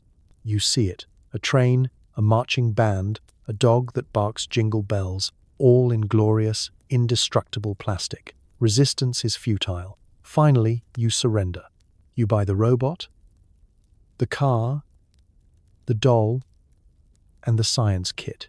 You wrap them in enough paper to protect against nuclear fallout. Label each one with trembling hands, and brace yourself for the carnage of Christmas morning. You'll never win. Next year, the toys will be even louder, brighter, and made from plastics that defy the laws of physics and decency. But for a few fleeting hours, the children will be happy. The house will ring with the sound of battery-powered chaos. And you'll have survived another round in the atomic toy arms race of the 1950s. And as you drift off to sleep, serenaded by the distant buzz of a robot and the rustle of cellophane, you'll know you did your best. Even if you never find that race car under the couch again, you're required to attend a holiday party with co-workers you barely tolerate, in a room decorated like a nuclear missile site disguised as a winter wonderland. At least there's Jell-O. Welcome to the mid-century office holiday party, where merriment is mandatory and social awkwardness is written into company policy. Your invitation arrived in the same inter-office envelope as last month's memo about inappropriate use of the mimeograph machine. You're expected to RSVP with a spirit of enthusiasm you haven't felt since Eisenhower was elected. The decorations are something to behold. Icicle garlands dangle from the ceiling tiles, held up by thumbtacks and hope. Fluorescent lights flicker overhead, bathing the room in a distinctly unfestive greenish glow. Someone has attempted to create a snowman from cotton balls and copier paper, but it looks more like an experimental prototype for chemical warfare. You count at least 6 mismatched extension cords snaking beneath the folding tables, and you consider making a mental note for the fire marshal. If only you remembered his name. The food is classic 1950s potluck. Platters of deviled eggs sweating gently beside pyramids of canned pineapple cubes. Bowls of pastel mince.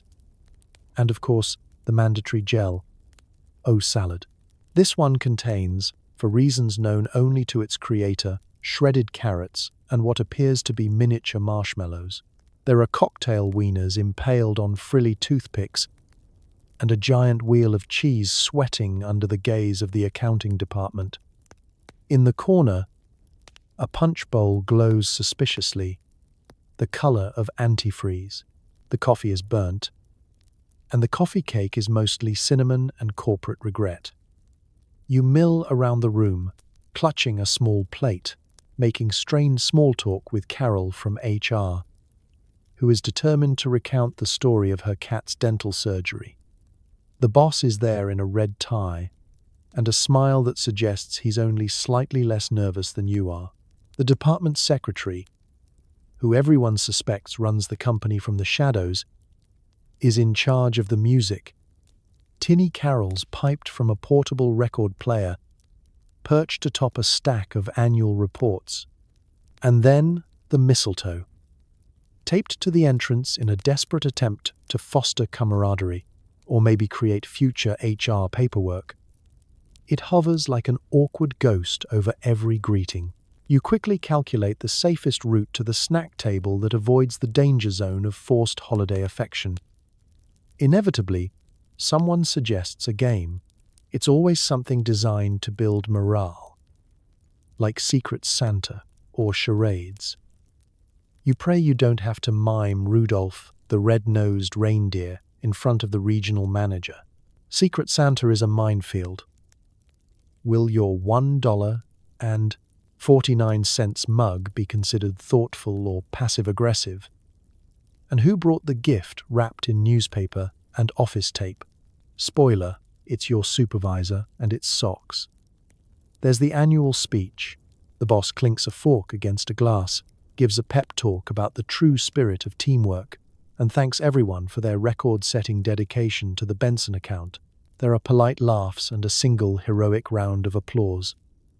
Someone raises a toast with punch that may or may not contain actual fruit. If you're lucky, there's a raffle. If you're really lucky, you'll win the leftover fruitcake or a set of monogrammed pencils. Someone spikes the punch, the sales team sings off-key, and somewhere, a forgotten Jell-O mold begins to melt into a colorful puddle of broken resolutions.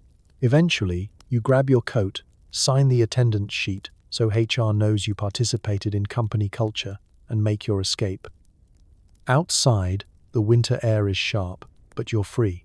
The fluorescent lights are behind you, and the Jell-O will never follow you home. At least, not until next year. You survived. You mingled. You endured mistletoe, canned ham, and forced camaraderie. In 1950s corporate America, that's basically a promotion. The table groans under a mountain of food, some of which is still wiggling. There's always a casserole with ingredients nobody can name and at least one pie that could double as a building material. Let's begin with the main event, the turkey. It sits at the center of the table, golden brown and glistening, the result of 7 hours of basting, rotating, and increasingly frantic prayer. The carving knife is sharpened to surgical precision, ready for its annual performance. As the first slice is made, there's collective relief. The bird is actually cooked this year. The family dog, having been exiled from the kitchen, gazes up from under the table with the hopeful intensity of someone applying for parole. But the turkey is only the opening act. Around it is an array of casseroles, each one more mysterious than the last. There's the classic green bean casserole, topped with enough crispy onions to absorb a minor oil spill. The holiday surprise casserole, layered in a dish older than you are, dares you to guess its contents. Rumor has it, there are crushed potato chips, creamed soup, and possibly a trace of last year's Christmas ham. Somewhere in the mix is a dish that defies gravity, logic, and possibly the Geneva Convention. A shimmering, neon, orange gelatin mold, quivering with embedded fruit cocktail, and an unsettling optimism about the potential of pectin. Your aunt presents her signature salad, a concoction of miniature marshmallows, canned pineapple, shredded carrots, and just a touch of mayonnaise, which, you're told, is what makes it special. You try to look grateful as it's scooped onto your plate, resisting the urge to start a trade agreement with your cousin for a larger slice of bread. Speaking of bread, there's always a mountain of dinner rolls, fresh from the oven, steamed into submission, and rapidly encased in a stratum of butter. They're the diplomatic peacekeepers of the holiday meal, useful for sopping up gravy, shielding taste buds from experimental side dishes, and bribing small children to eat their vegetables. Mashed potatoes arrive in a serving bowl the size of a small bathtub, topped with a slick of butter so shiny you can see your anxious reflection. The gravy, ladled out of a pitcher shaped like a turkey, has a life of its own, oozing into every corner of your plate with a single-mindedness that's both impressive and a little alarming.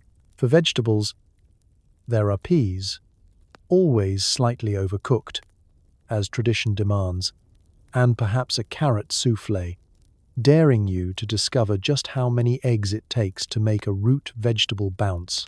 And then, dessert. The table boasts a parade of pies, each one with a crust tough enough to withstand a proof nuclear test. There's pumpkin, pecan, apple, and that one pie filled with a glowing green custard. Origin unknown, possibly acquired through back channels during the space race. Someone always brings fruitcake, which sits untouched except for the brave or the guilt-ridden, who carve off a polite sliver and spend the rest of the evening quietly chewing. The meal itself is an endurance event. Plates are filled, emptied, and filled again. Conversations drift from how's school to do you remember the Christmas when the dog ate the stuffing, to is it safe to eat the green jello? Everyone tries to look interested as Uncle Harold tells his annual story about buying a snow tire in 1947. When the meal finally ends, you sink back in your chair, one button undone, staring at the remnants of a feast that could have fed the entire block. The leftovers are already being packed into Tupperware, some destined to become turkey surprise for weeks to come. As you survey the table, part battlefield, part art installation, you realize that Christmas dinner is less about what's eaten and more about who's there to eat it. And if the gelatin mold survives another day, well, it's probably immortal anyway.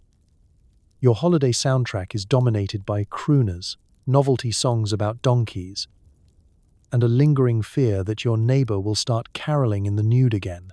It's the 1950s, and the airwaves are an endless blizzard of holiday tunes. It starts the day after Thanksgiving and doesn't stop until the last pine needle is swept from the living room carpet. Radios hum from every kitchen, TVs blare from every living room, and the brand new hi-fi console in the den spins one vinyl platter after another. You try to fight it, but resistance is futile. By mid-December, every part of your brain has been colonized by Bing, Nat, and the Chipmunks. First up, the crooners. Bing Crosby, Perry Como, and Dean Martin set the mood with voices smoother than eggnog and about as likely to put you to sleep if you sit too close to the heater. White Christmas oozes from every speaker, so ubiquitous that by New Year's you're convinced it's on a government loop. Your parents dance gently in the kitchen, humming along, and for a moment the world is soft and snow-globed, wrapped in velvety nostalgia. You're not sure if Bing is singing to you or to every American with a radio, but it doesn't really matter. The result is the same: cozy, dreamy, and just a little bit smug. But then things get strange. Enter the novelty songs. You hear Dominic the donkey braying from the radio, "I want a hippopotamus for Christmas," sung with terrifying sincerity, and "All I want for Christmas is my 2 front teeth," which sparks uncomfortable memories of your own dental mishaps. The records skip, the kids laugh, and your uncle rolls his eyes so hard you fear for his optic nerves. Somewhere, a distant relative threatens to dust off his accordion for an impromptu version of "Grandma Got Run Over by a Reindeer." You pray the weather turns before that happens. Of course, the real wild card is your neighbor, Mr. Kessler. Every December, he claims caroling is his civic duty. Last year, he donned a Santa hat, a pair of galoshes, and infamously, nothing else. At least according to neighborhood legend, he hit every house on the block, belting out jingle bells in a key not found in nature. Children were traumatized, adults exchanged nervous glances, and the local newspaper briefly considered an exposé on seasonal joy and the decline of public decency. Meanwhile, your own family attempts to build the perfect Christmas playlist. The record stack is a time capsule of every musical impulse the 1950s can offer. Choral groups singing as if salvation depends on it, jazz bands that sneak jingle bells into every solo, and that one recording of Silent Night that mysteriously skips every time you get to the third verse. No one knows why, but it's tradition to pretend not to notice. Eventually, the hi-fi breaks under the strain, and you gather around the TV instead. Holiday specials feature stars in garish sweaters, lip-syncing for dear life, and everyone acts like rocking around the Christmas tree is a spiritual experience. For the finale, the cast sings Auld Lang Syne with all the sincerity a studio audience and a punch bowl full of ginger ale can muster. By the time the last record is shelved and the last carol has been sung, or howled, or warbled, depending on Mr. Kessler's mood, you're left in a gentle haze. The house is quiet, the air smells faintly of pine and vinyl, and you realize that beneath the layers of nostalgia, cheese, and musical chaos, you wouldn't have it any other way. As you tuck in for the night, the echoes of Bing and braying donkeys blend together. You drift off, knowing tomorrow will bring another chorus, another dance in the kitchen, and, hopefully, another year before Mr. Kessler's nude caroling makes its seasonal return. Half of America is on the road. You're trapped in a station wagon with relatives, thermoses of coffee, and a radio that only plays Jingle Bell Rock on loop. Let's set the scene. It's a crisp December morning, and your holiday journey begins at the crack of dawn. You pile into the family station wagon, a land yacht in gleaming two-tone paint, with a back seat big enough to lose a small child for most of the trip. There's luggage strapped to the roof, blankets in the back, and a growing sense of dread as you realize just how far Grandma's house really is. The car is a biosphere of holiday chaos. The kids are already fighting over who gets the window seat and who has to sit on the hump. Someone will inevitably have their feet in the wrong place. A suitcase will tip over, and the dog, who was promised a short ride, is now sprawled across 3 laps, panting hot breath into the general vicinity of your snacks. The aroma is a delicate blend of peppermint, wet wool, and the faint whiff of bologna sandwiches packed hours before anyone was actually hungry. Your parents settle in up front, with Dad gripping the steering wheel in white-knuckled determination, and Mom reading out directions from a map the size of a bedspread. "We'll take the scenic route," Dad says, which is code for, "We'll be hopelessly lost by the first rest stop." The thermos of coffee is passed forward and back, each sip growing colder and more desperate. If anyone needs to use the bathroom, it's always at the exact moment you're surrounded by nothing but open highway and signs for the next gas station, 85 miles ahead. The soundtrack for this adventure is, of course, Jingle Bell Rock. It plays on an endless loop, broken only by bursts of static commercials for used cars, and the occasional outburst of, "Are we there yet?" from the back seat. At some point, everyone joins in, partly out of boredom and partly because resistance is futile. Your parents try to make conversation. Who can spot the most holiday billboards? But it inevitably devolves into a high-stakes contest of sibling sabotage. Out the window, the American countryside rolls past in a blur of frosty fields, billboards for fruitcake, and the occasional house festooned with enough lights to be seen from low Earth orbit. Every small town claims to have the world's largest Santa, the world's best hot chocolate, or mysteriously, the world's only live reindeer. You beg your parents to stop at every roadside attraction. Sometimes, miraculously, they say yes. You stretch your legs, eat a suspiciously old candy cane, and take a picture next to a plywood snowman with paint so faded it could pass for a ghost. Back in the car, spirits rise and fall with the temperature of the heater, which works only in two modes: Arctic blast or tropical storm.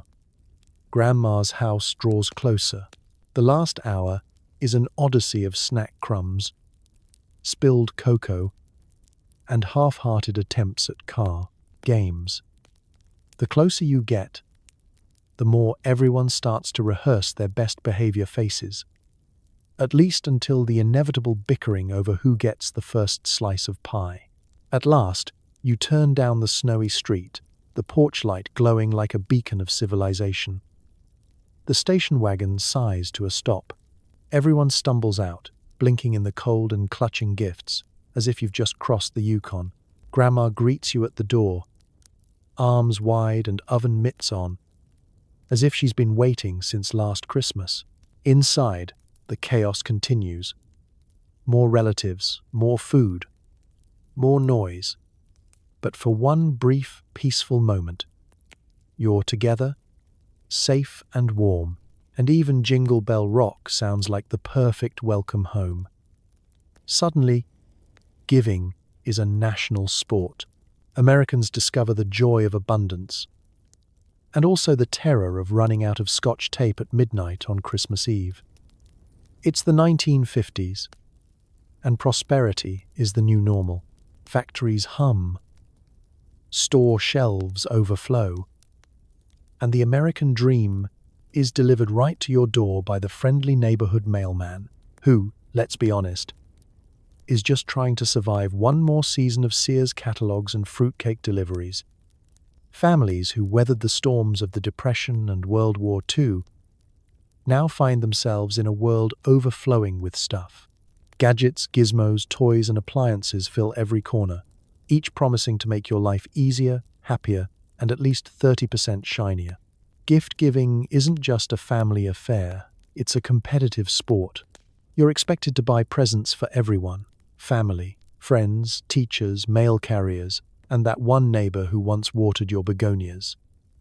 The pressure mounts. You study store windows like a scholar, cross-checking wish lists, braving the crowds, and battling your way through mountains of tinsel just to find something special.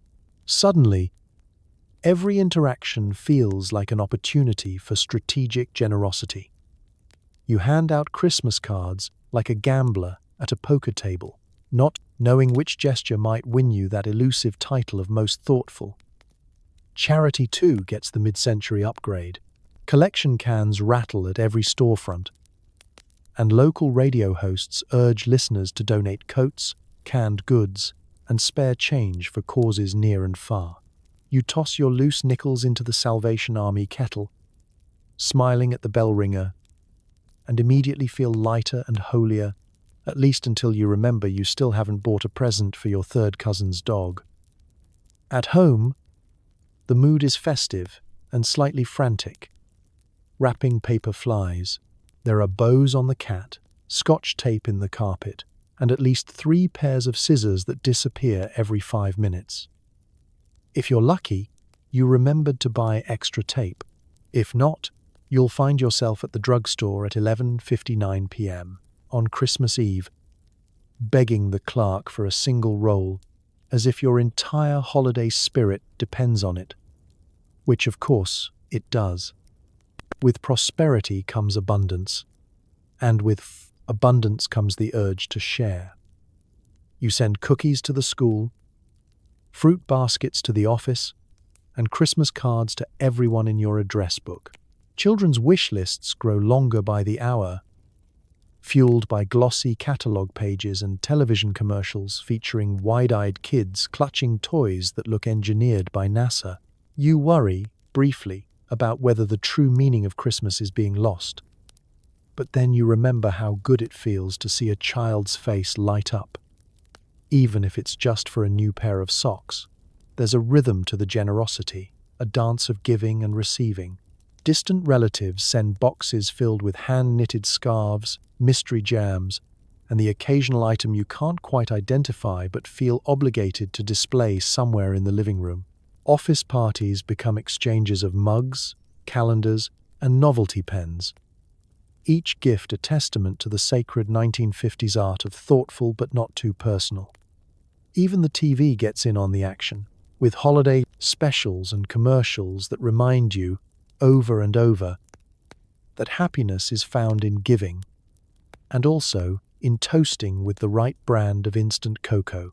By Christmas morning, the living room is a blizzard of torn wrapping paper and cheerful chaos. The gifts themselves are secondary to the feeling, one of plenty, of security, of being surrounded by people and things you love, even if you still don't know who sent the neon pink oven mitts. As the holiday winds down and you quietly vow to buy more tape next year, you realize the real gift is not the abundance itself, but the tradition of sharing it. In post-war America, generosity isn't just a virtue, it's a celebration, a game, and the secret ingredient in every memorable Christmas. America decides Christmas is too good to keep to itself. Through movies, TV, and the occasional World's Fair, the holiday gets a global makeover, complete with fake snow in tropical countries. Let's set the scene. It's 1958, and the United States has just discovered its greatest export isn't cars, corn, or rock and roll. It's Christmas. In a world rapidly shrinking thanks to air travel, radio, and the newfangled magic of television, America's Christmas, a shiny, blinking, tinsel-draped extravaganza, is just waiting to be unleashed upon the unsuspecting planet. At the World's Fair, there's a Christmas pavilion so bright it requires sunglasses. Even indoors, dignitaries and tourists wander through a manufactured wonderland of aluminum trees, animatronic elves, and a mechanical Santa who wishes you happy holidays in 7 languages, only 3 of which are accurate. Giant snow-making machines roar into action, dusting the palm trees outside with a layer of frosty optimism, while local kids, who have never even seen a snowflake, attempt to build snowmen that immediately collapse in the tropical heat. Hollywood is hard at work behind the scenes, exporting Christmas through the silver screen.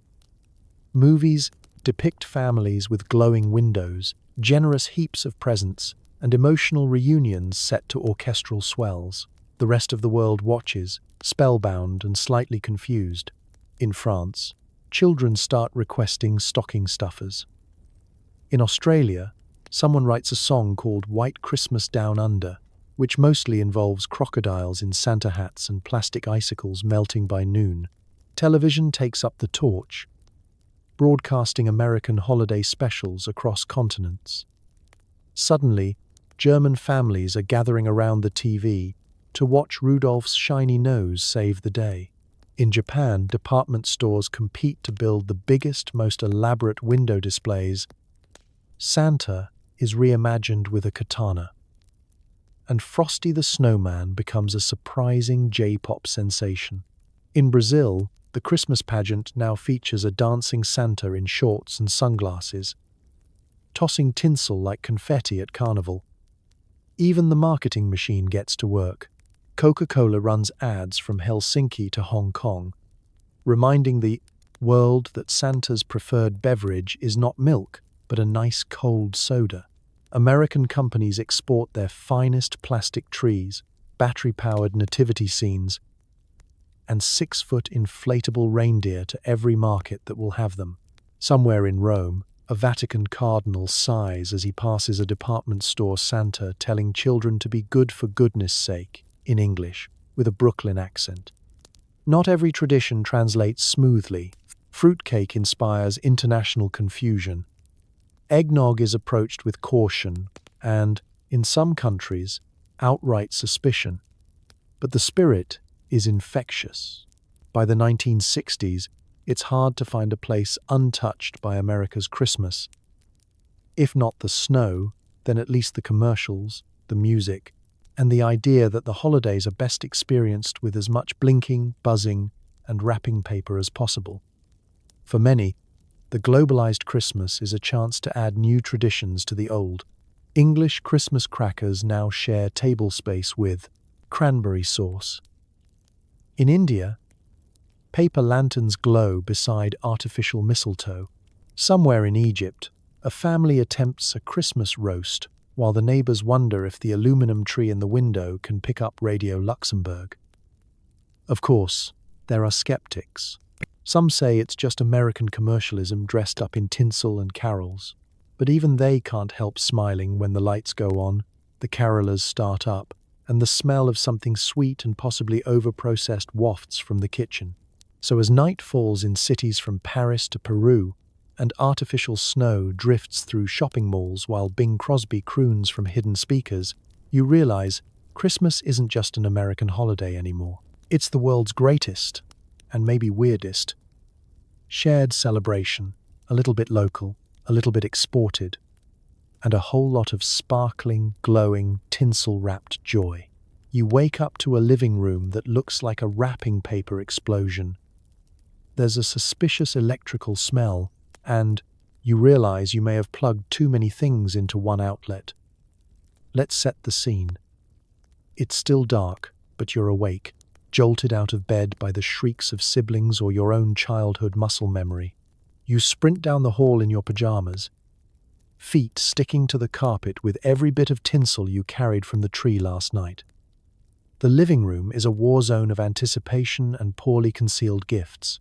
Stockings are bulging, mysterious lumps await beneath the tree, and every flat surface is covered with glitter, crumbs, and the kind of electrical wires that make you quietly pray the fire department is on call. There's an unspoken rule. Christmas morning chaos must begin before the sun even considers rising. Bleary-eyed adults shuffle in behind the kids, clutching mugs of coffee as if they're life support systems. The dog, sensing excitement and the possibility of contraband turkey, bounces between piles of presents, knocking over a bowl of hard candy that will now become a permanent part of the carpet ecosystem. The sound is incredible. Paper rips, bows, snap, and shouts of, "Look at this!" fill the room as everyone competes for attention.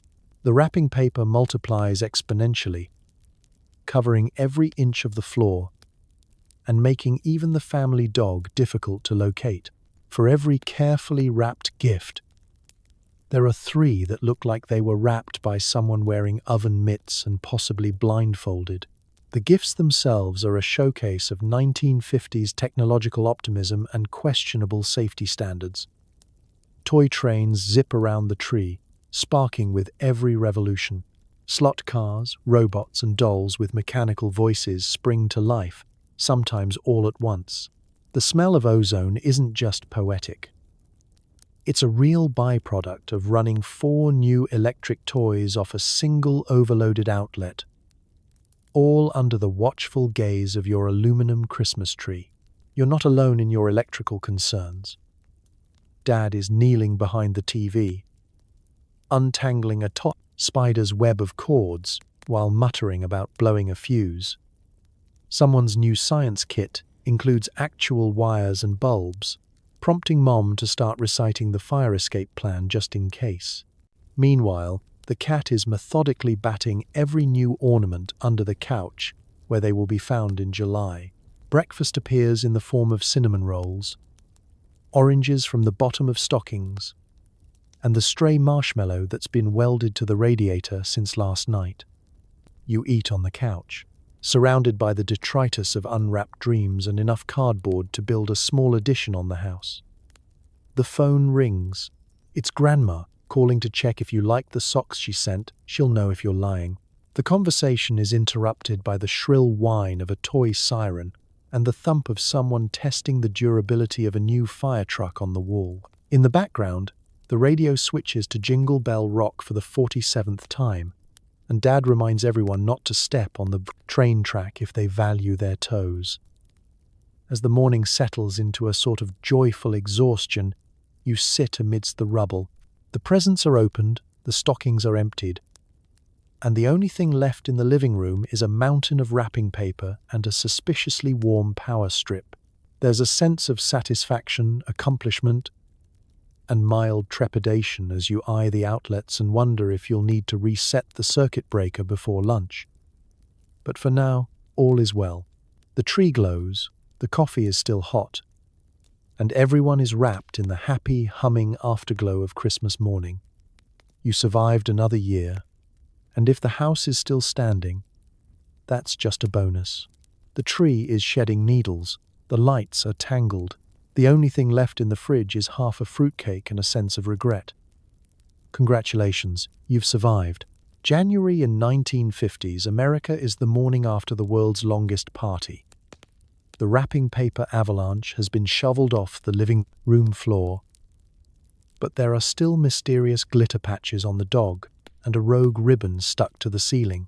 The house, once alive with the cheerful buzz of toy trains and electric carols, now sits in a stunned silence, punctuated only by the occasional thud of a dried-out pine needle dropping onto the carpet. You tiptoe into the living room, stepping over a mangled plastic reindeer and what may or may not be a piece of the turkey's wishbone. The aluminum tree, once the centerpiece of your mid-century universe, is now drooping slightly, its branches losing their shimmer, its color wheel abandoned in a tangle of extension cords. Real trees are even worse, dry, brittle, and leaving trails of needles so sharp they could be used in an escape plan. Each step is an adventure in pain management, as you realize that socks are no match for the forest of prickly leftovers scattered across the floor. Packing up the decorations becomes a negotiation with fate. You promise yourself you'll be organized this year.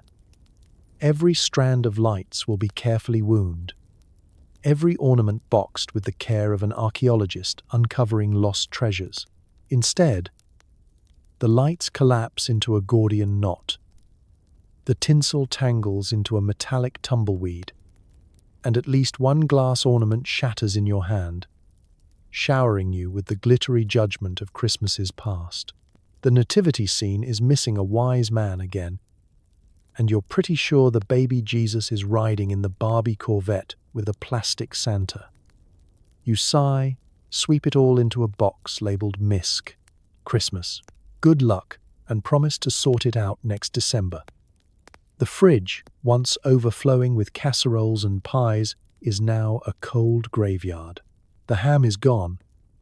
The potatoes have solidified into a geological formation, and all that remains is the fruitcake, impervious to time and apparently immune to human interest.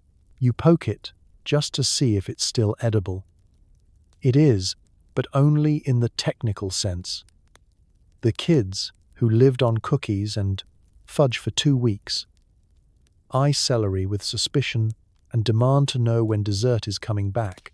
The mailbox brings a new wave of bills, reminders of the generosity that felt so good 3 weeks ago, but now seems like a fever dream. You make solemn vows about spending less next year while leafing through a catalogue for post-holiday sales. The radio switches back to regular programming. Bing Crosby is gone, replaced by the news, which feels both alarming and dull after a month of relentless cheer. Life returns to its regular schedule. School starts, work resumes, and you rediscover all the hobbies you abandoned for the pursuit of the perfect wrapping job. The neighbor, whose light display could be seen from the moon, sheepishly removes his inflatable Santa in the dead of night. Social obligations dry up. No one is caroling. No one expects you to deliver cookies. The silence is both a relief and a tiny bit sad. And yet, in the quiet, you start to miss it. The chaos, the clutter, the music, and even the endless parade of novelty songs about donkeys and missing teeth. You tuck away the memories, sweep the last of the pine needles into the trash, and settle in for the long winter. The next holiday season feels impossibly far away, but you know it will come, with all its blinking, buzzing, and boisterous joy. For now, you can rest, knowing you survived. January may be dull and cold, but somewhere in the house, a piece of tinsel still sparkles in the light, promising that Christmas will return, ready or not. You start to realize most of your favorite old-fashioned traditions were invented last Tuesday by a marketing team. But somehow, it all feels magical anyway.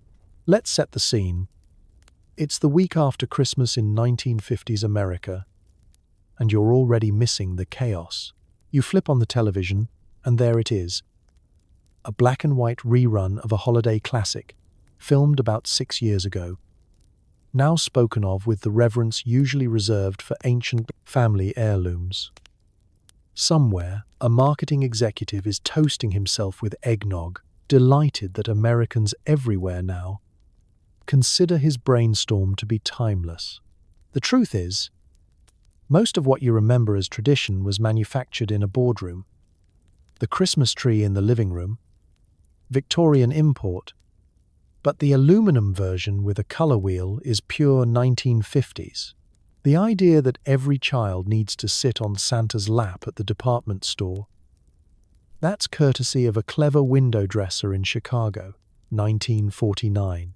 Even the notion of writing letters to Santa, complete with product numbers circled from the Sears catalog, was heavily encouraged by the Postal Service and, probably, the US toy industry.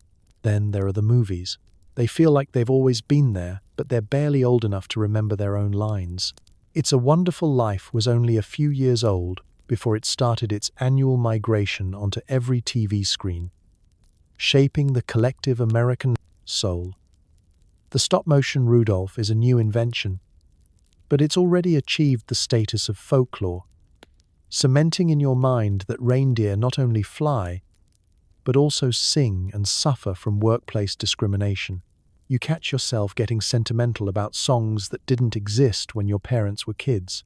White Christmas was a hit a mere decade ago, but now it's sung with the same nostalgia as if Bing Crosby wrote it while fighting at Valley Forge. Even Jingle Bell Rock, written by two men who probably never rode in a one-horse open sleigh, is already a classic, stuck on repeat in your memories and your radio. But here's the magic trick. You know, on some level, that this is all a bit of a con, a confection whipped up by advertisers, TV studios, and pop songwriters who needed to fill 3 minutes of airtime. You know it, and you don't care. Because as you sit with a plate of leftover cookies, watching a movie where snow falls perfectly on cue, and families reunite against impossible odds, you feel the tug of something real. Maybe it's just clever editing and a little fake snow, but it works. The nostalgia kicks in, even for things you never actually experienced. It's the birth of the good old days, only no one quite remembers when those days were supposed to be. Your parents talk about simpler times. Your kids already pine for last year's model of Christmas. And your neighbor insists that things were better when we were kids, even though the holiday now involves at least 40% more plastic and 3 new TV specials. Somewhere, a group of marketers raise their glasses. Mission accomplished. But somewhere else, somewhere in the living room glow of a half-lit aluminum tree, or in the laughter over a family board game, something real happens. Nostalgia isn't just a trick. It's a feeling that roots itself in your bones, blending memory and make-believe until you can't tell where one ends and the other begins. And so, you indulge in the myths, you buy the stories, you sing the songs, knowing they're mostly brand new but letting them grow old and golden in your heart. Because Christmas, after all, has always been about making memories, even if some of them come with a copyright notice. You settle back, smiling at the TV, the old classics flickering in the dark, content in the knowledge that a good story, like Christmas itself, never really gets old. Other countries begin to copy the American Christmas. Aluminum trees in Tokyo, Santa in Sydney, fruitcake in Helsinki. It's official. The world has gone full tinsel. Let's take a moment to marvel at the global snowball effect. It all started innocently enough. A few movies, a stack of Coca-Cola ads, and maybe a Bing Crosby record or two, making their way across the Atlantic. Next thing you know, America's version of Christmas is on a grand world tour, packing tinsel, plastic ornaments, and a slightly alarming number of novelty songs in its suitcase. In Tokyo, department stores display aluminum trees so shiny you can see your future reflected in their branches. Future you, staring in awe, as a mechanical Santa with perfect English wishes you a Merry Kurisumasu. Window displays boast snowmen wearing sunglasses and penguins that sing Jingle Bells in Japanese. The kids aren't sure what's happening, but they know one thing: it looks expensive, and it probably comes with a gift-wrapped robot. Over in Sydney, Christmas falls during the height of summer. Santa swaps his sleigh for a surfboard and delivers presents in board shorts and SPF 50. The air-conditioned malls are filled with plastic holly, piped-in American carols, and the unmistakable aroma of barbecued shrimp. Australians dutifully mail Christmas cards with images of snow-covered pine trees while sweating in 90-degree heat. Who says Christmas can't be a little surreal? In Helsinki, fruitcake has arrived, and the locals are deeply suspicious. It's presented with polite confusion next to a spread of traditional Finnish pastries. "What's in it?" they ask, slicing into the dense, mysterious loaf, studded with technicolor fruit. The answer, of course, is mostly sugar, a little alcohol, and a surprising amount of American optimism. Still, the spirit of Christmas is infectious, even if the fruitcake isn't. Across the globe, American holiday movies play on televisions from Paris to Peru. Little kids hang stockings and write letters to Santa, even if the nearest chimney is 3 stories away, or reserved for the building's only working radiator. Pop-up Christmas markets fill European plazas with imported plastic toys, neon reindeer, and hot chocolate recipes straight from a New England magazine. In India, city centers boast enormous decorated trees and nativity scenes, with as many electric lights as the power grid will tolerate. It's not just about decorations or dessert, though. The real legacy is the feeling, a jolt of hope, comfort, and excitement. That's hard to resist. Countries that never saw snow before now pipe in fake flakes at shopping malls. Local Santas adapt, some on camels, some on motorcycles, some waving from parade floats while tossing American candy into the crowd. The music follows, too. Jingle Bell rock bounces over loudspeakers, crooners serenade in unfamiliar languages, and novelty tunes about hippos or runaway grandmothers find strange new life in foreign lands. Of course, the tinsel tidal wave isn't without its critics. Some lament the commercialization, the plastic, the endless parade of imported traditions. But even the skeptics often find themselves humming along, caught up in the sheer weird, wonderful, global mashup of holiday cheer. Because in the end, the real magic of American Christmas isn't the aluminum tree, the blinking lights, or the fruitcake with a shelf life longer than most international treaties. It's the fact that, for a few weeks every year, almost everyone, everywhere, is invited to share in the same big, bright, loud, and slightly bonkers celebration. So tonight, as you drift off, surrounded by all the gentle absurdities of the season, sparkling tinsel, crooning Santas, and dreams of snow where there's only sand or rain, remember that Christmas, once local, now belongs to the world. And whether you're waking up in Boston, Berlin, or Buenos Aires, the spirit of American Christmas is there, humming in the background, ready to deck the halls in every language imaginable. It's payday. You're handed an envelope that might contain enough cash for a turkey, or just a polite reminder that your boss thinks gratitude is worth about $10. The 1950s Christmas bonus, fueling both holiday cheer and the annual spike in passive-aggressive muttering. Let's set the scene. It's the last workday before Christmas, and the office is abuzz with anticipation. Not for the holiday party, which features its own special Jell-O horrors, but for the fabled Christmas bonus. Everyone knows someone whose cousin's boss handed out actual gold coins in 1948. Today, the myth is alive and well. You daydream about what you'll do with your bonus.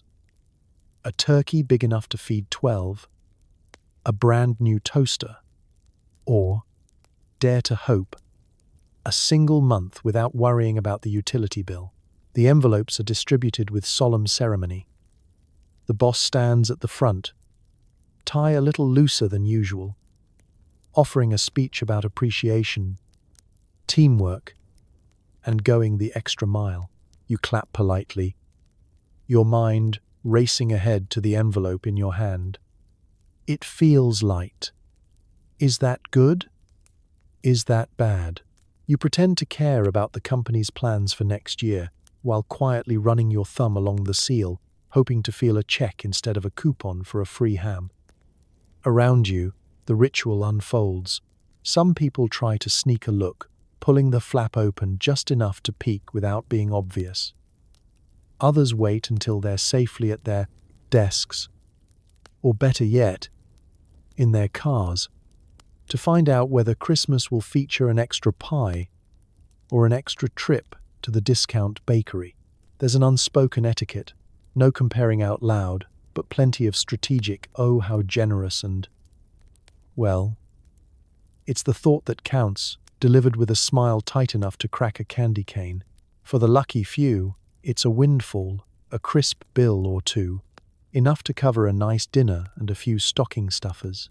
For others, it's the equivalent of don't spend it all in one place, a reminder that while your efforts may be priceless, your time is apparently worth the cost of a holiday fruitcake. Some years, the bonus is a gift certificate to a local department store. Just specific enough to be inconvenient, but not quite enough to cover what you really want. The real bonus is the story you get to tell every year after. Then there are the more creative bonuses. A frozen turkey, handed over like a prize at a county fair, still half frozen and starting to sweat in its brown paper bag. A holiday mug, emblazoned with the company logo, a practical gift, and subtle reminder of who really paid for the punch. One year, someone gets a wall calendar with inspirational quotes from management, which will haunt the break room until March.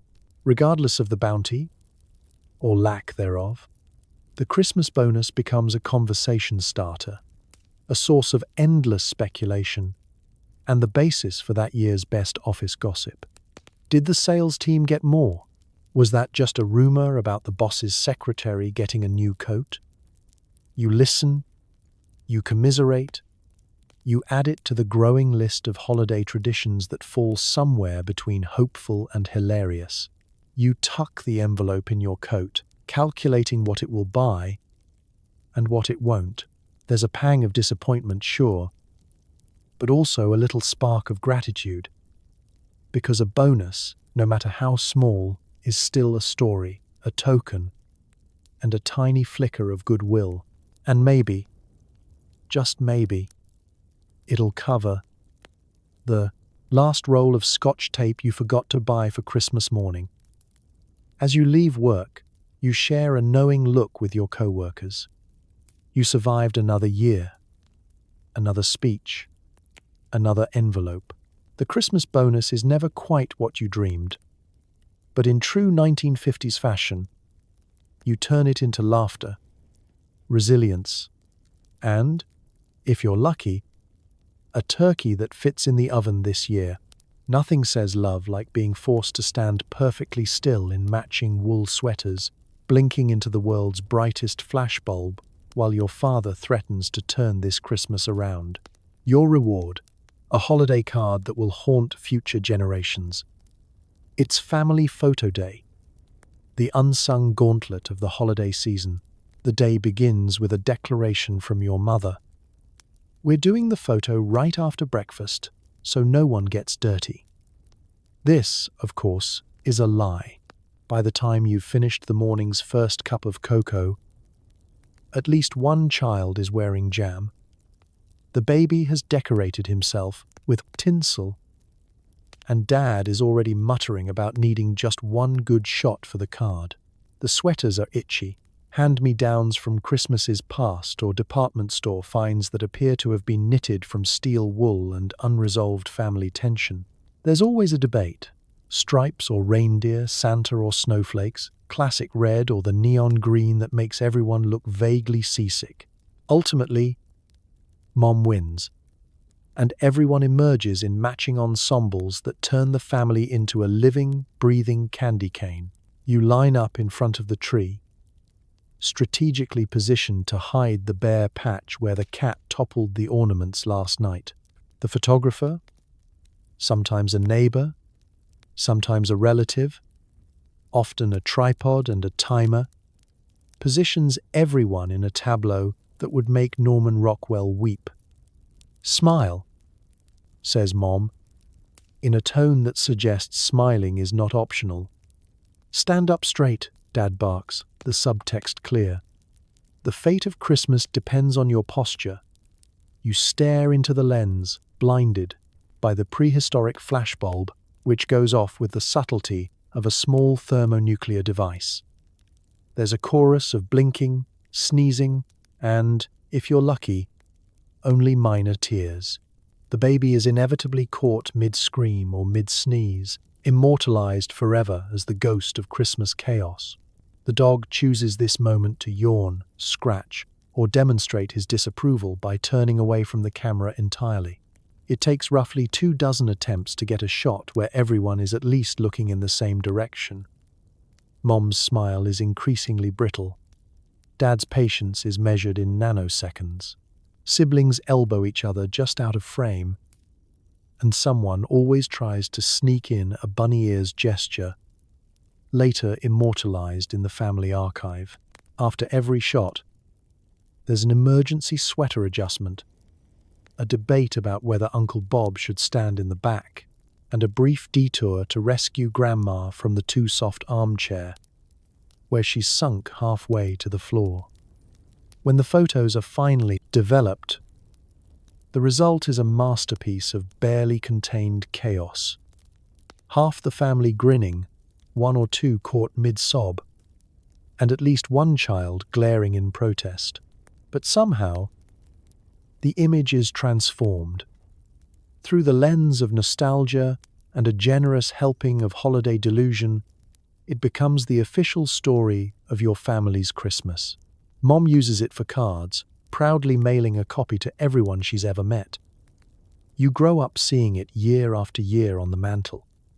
A gentle reminder that love isn't always pretty, but it's persistent. As the years go by, the sweaters get uglier, the smiles more practiced, and the family more sprawling. The perfect photo never really arrives, but the annual ritual persists, each attempt a tiny act of optimism.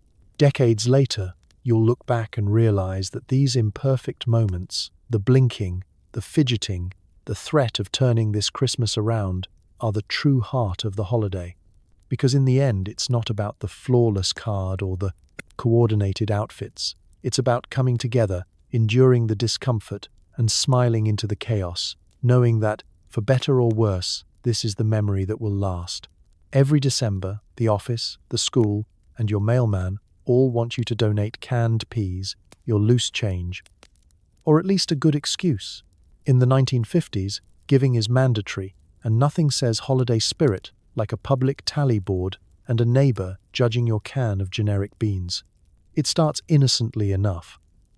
A flyer tucked into your mailbox, decorated with smiling snowmen, and a list of most needed items longer than your Christmas shopping list. The message is clear. Everyone gives, and everyone's watching. The school hosts a canned food drive with the subtlety of a telethon, and your child comes home, begging for the big cans. Mom, so my class wins a pizza party.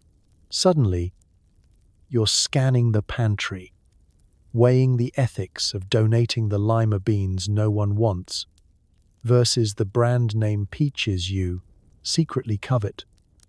At work, the charity competition is just as fierce. There's a box in the lobby collecting toys for less fortunate children, and a jar on the break room counter for spare change.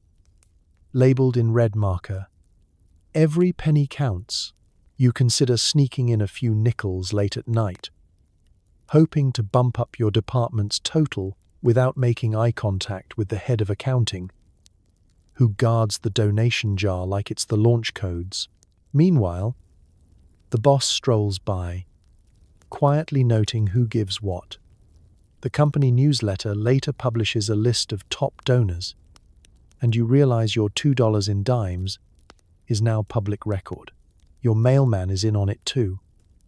He leaves a note about the holiday food collection with a polite suggestion that non-perishables are preferred.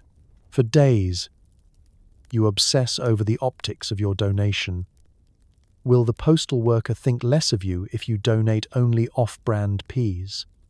What does it say about your character if you include a can of creamed corn? Somewhere in the neighborhood, Mrs. Biddle has donated gourmet chocolates and imported Italian cookies, and everyone knows it. Church is no refuge. The Sunday sermon includes a gentle reminder that those who have much are expected to share. The offering plate makes the rounds with extra holiday enthusiasm, and the children's choir collects mittens, scarves, and the occasional lonely sock to hang on the tree of warmth in the vestibule. Even the grocery store is in on the act, setting up a giving tree with paper tags listing requests from families in need. You stand in the cereal aisle, tag in hand, debating between the fancy cereal and the good enough cereal, knowing full well that the cashier is watching. The real drama, though, unfolds at the public tally board, often posted in the school hallway or the office break room. Every donation earns a star, a bell, or a sticker, and everyone can see who's winning the race for holiday virtue. Children come home in tears because the Smiths brought in a whole case of soup, while you, despite your best efforts, have contributed a modest, if sincere, tower of canned green beans. There are hushed playground negotiations. Trade you my corned beef hash for your mandarin oranges. Alliances form, reputations are made, and the spirit of giving is carefully tallied for all to see. Through it all, you feel the pressure to perform generosity. You smile, you donate, you count out change for the Salvation Army kettle, and you buy extra mittens just in case. The holidays become a time of calculated kindness. Your actions, a blend of sincere goodwill and gentle social survival. The competition may be fierce, but somewhere in the shuffle, you find yourself genuinely moved by the mountain of food, toys, and warm clothes gathered for strangers. Because in the end, for all the public tally boards and neighborly scrutiny, the true spirit of generosity persists. Quiet, persistent, a reminder that even canned peas can make a difference. And that's one holiday tradition you wouldn't trade for anything. Not even Mrs. Biddle's imported cookies. Atomic toasters, electric carving knives. Nothing says progress like buying household appliances as gifts, ensuring everyone in the family has the chance to get lightly electrocuted by January. It's the 1950s, and Christmas shopping has entered the space age. Gone are the days when a scarf or a book would suffice. Now, the truly thoughtful gift is a device that promises to revolutionize home life. And, if you're not careful, burn the house down before Valentine's Day. The department stores are packed with gadgets gleaming behind glass. automatic can openers, futuristic vacuum cleaners, food processors so powerful they come with warning labels and a small sense of dread. You walk the aisles with a kind of technological optimism, fueled by magazine ads boasting that a better life starts with a better appliance. There's the countertop blender, more engine than kitchen tool, promising milkshakes, soups, and possibly a small hurricane if left unattended. The electric carving knife, with its twin serrated blades, gleams menacingly in its display, daring you to try it out on something other than the roast. Even the humble toaster has gone atomic, chrome-plated, multi-slotted, and ready to render your Wonder Bread a perfectly golden brown, or, more often, an inedible chunk of carbon. The catalogue descriptions are poetry. Cuts household labor in half. Saves hours every week. Guaranteed to make breakfast a breeze. You imagine a world where every appliance works as promised. Every meal is effortless. And every morning begins with a whir, a beep, and a polite cloud of ozone. You buy in, determined to bring home a little slice of the future for each loved one, confident that a new coffee percolator is the answer to world peace, or at least to Aunt Mildred's grumpiness. But the reality is never quite so sleek. You wrap each gadget in layers of glossy paper, tie on a bow, and add a card with your neatest handwriting. To Dad, who deserves only the best in rotary egg-beating technology. Come Christmas morning, the living room is a mad scientist's workshop. Boxes are torn open, instruction booklets are scattered like confetti, and batteries are in such high demand they could be used as currency. There are triumphant shouts, "It works!" followed by panicked muttering as someone realizes they've assembled the blender backward or plugged the mixer into the wrong outlet. Every gift is a learning opportunity. The vacuum cleaner is heavier than it looked. The food processor sounds like a jet engine, and the electric knife's instruction manual reads like a short story in existential horror. The atomic toaster, with its space-age styling, comes with a helpful reminder not to insert anything metal. Dad tests the limits of each appliance, determined to discover what else it can do, while the kids gather around, equal parts curious and concerned. As January dawns, the gadgets settle into their new lives. Some, like the blender, become beloved members of the family, churning out milkshakes and the occasional loud surprise. Others, like the electric carving knife, quietly migrate to the back of the kitchen drawer, emerging only when the mood for culinary danger strikes. There's always at least one appliance that malfunctions in spectacular fashion, launching bread into the air or producing toast so stubbornly stuck it requires a rescue mission involving tongs and a well-aimed prayer. But for all the chaos and cord tangles, there's a special satisfaction in knowing you gave the gift of modernity. Even if it comes with a mild risk of electrocution. The gadgets hum, the lights blink, and the future, as promised, is here, shiny, unpredictable, and just a little bit dangerous. And as you drift off to sleep, the gentle whir of the coffee percolator in the background, you wonder what next year's miracle invention will be, and whether you'll need a fire extinguisher to unwrap it. Let's wind down for the night, drifting back from a land of aluminum trees and jingles that still haunt the radio static between stations. You've survived the endless loop of carols, the artificial snow drifting through department stores, the tangle of extension cords, and at least 3 varieties of gelatin-based salads. You've witnessed the birth of holiday excess, the careful art of present wrapping, and the national sport of trying to out-tinsel your neighbor while pretending you're not in direct competition. Take a slow breath and imagine the smell of pine needles, real or metallic, your choice, and the distant sound of crooners promising you a white Christmas, even if your December looks more like slush and confusion. In the end, it wasn't about having the brightest lights or the most perfectly color-coordinated living room. It was about inventing joy, year after year, even if you had to buy it from a catalog and assemble it with instructions written by someone in a hurry. So tonight, as you tuck into your clean, warm bed, with electricity that mostly stays in the outlets and indoor plumbing that never freezes, maybe send a small thank you to the mid-century dreamers who sold the world a vision of Christmas that was part hope, part hustle, and part glorious nonsense. Remember, it took thousands of people, millions of twinkle lights, and at least 6 gallons of eggnog to get us to this cozy present.